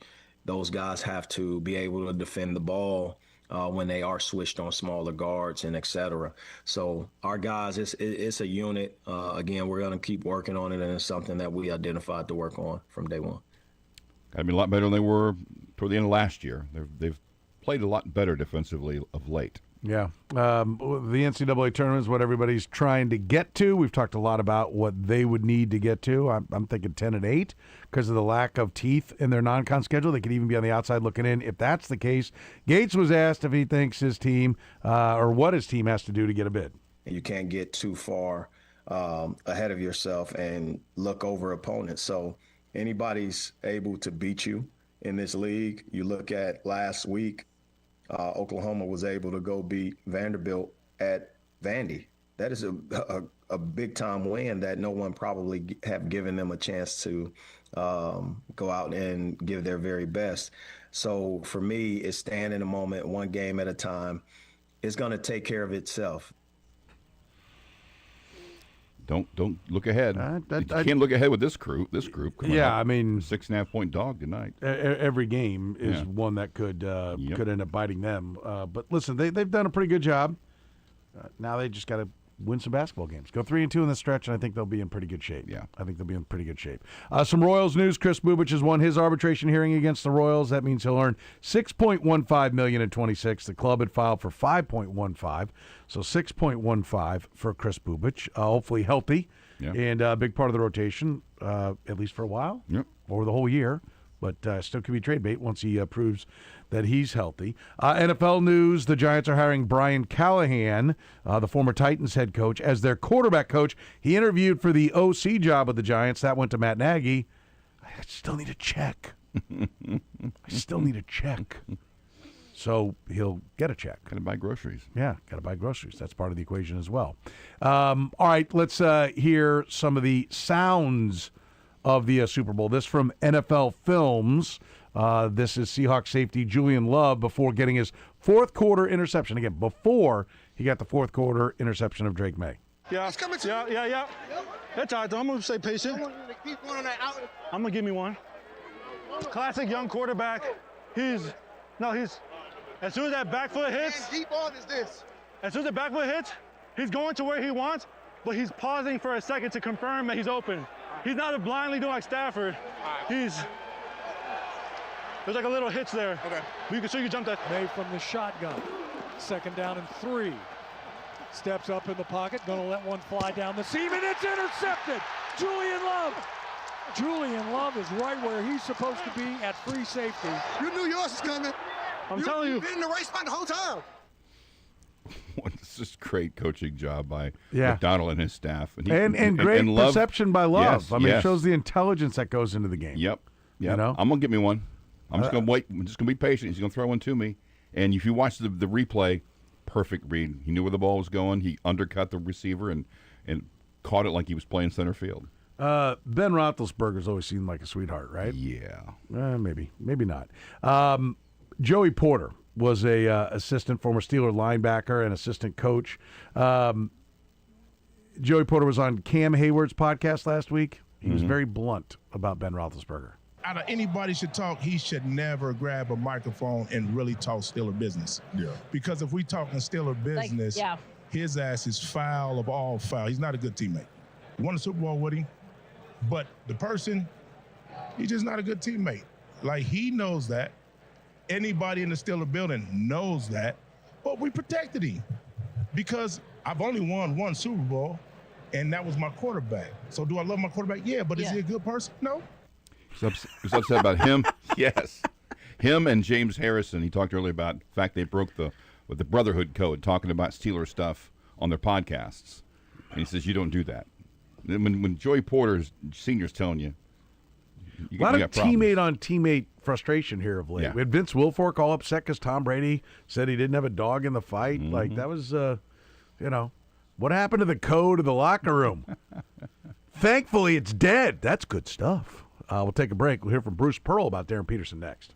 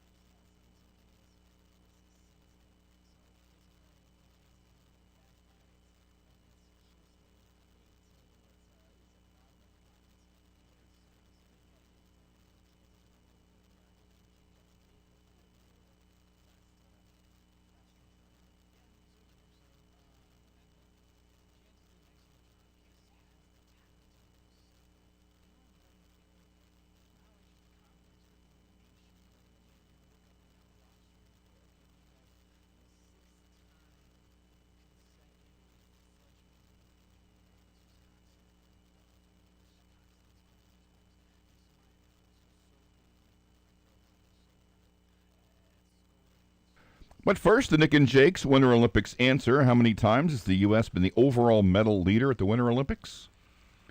Oh, it can't be much. None. Once. 1932, Lake Placid, New York. Was that was one of the first, too, wasn't it? Yeah. It was the third Olympics. So it's been a while. Norway has been the overall winner the last 3 times. Well, they're way up north. 4 of the last 6. But that makes sense. I'll buy that. Listen, this is one of the things that Darren Peterson needs to be aware of. His camp, his people, his dad.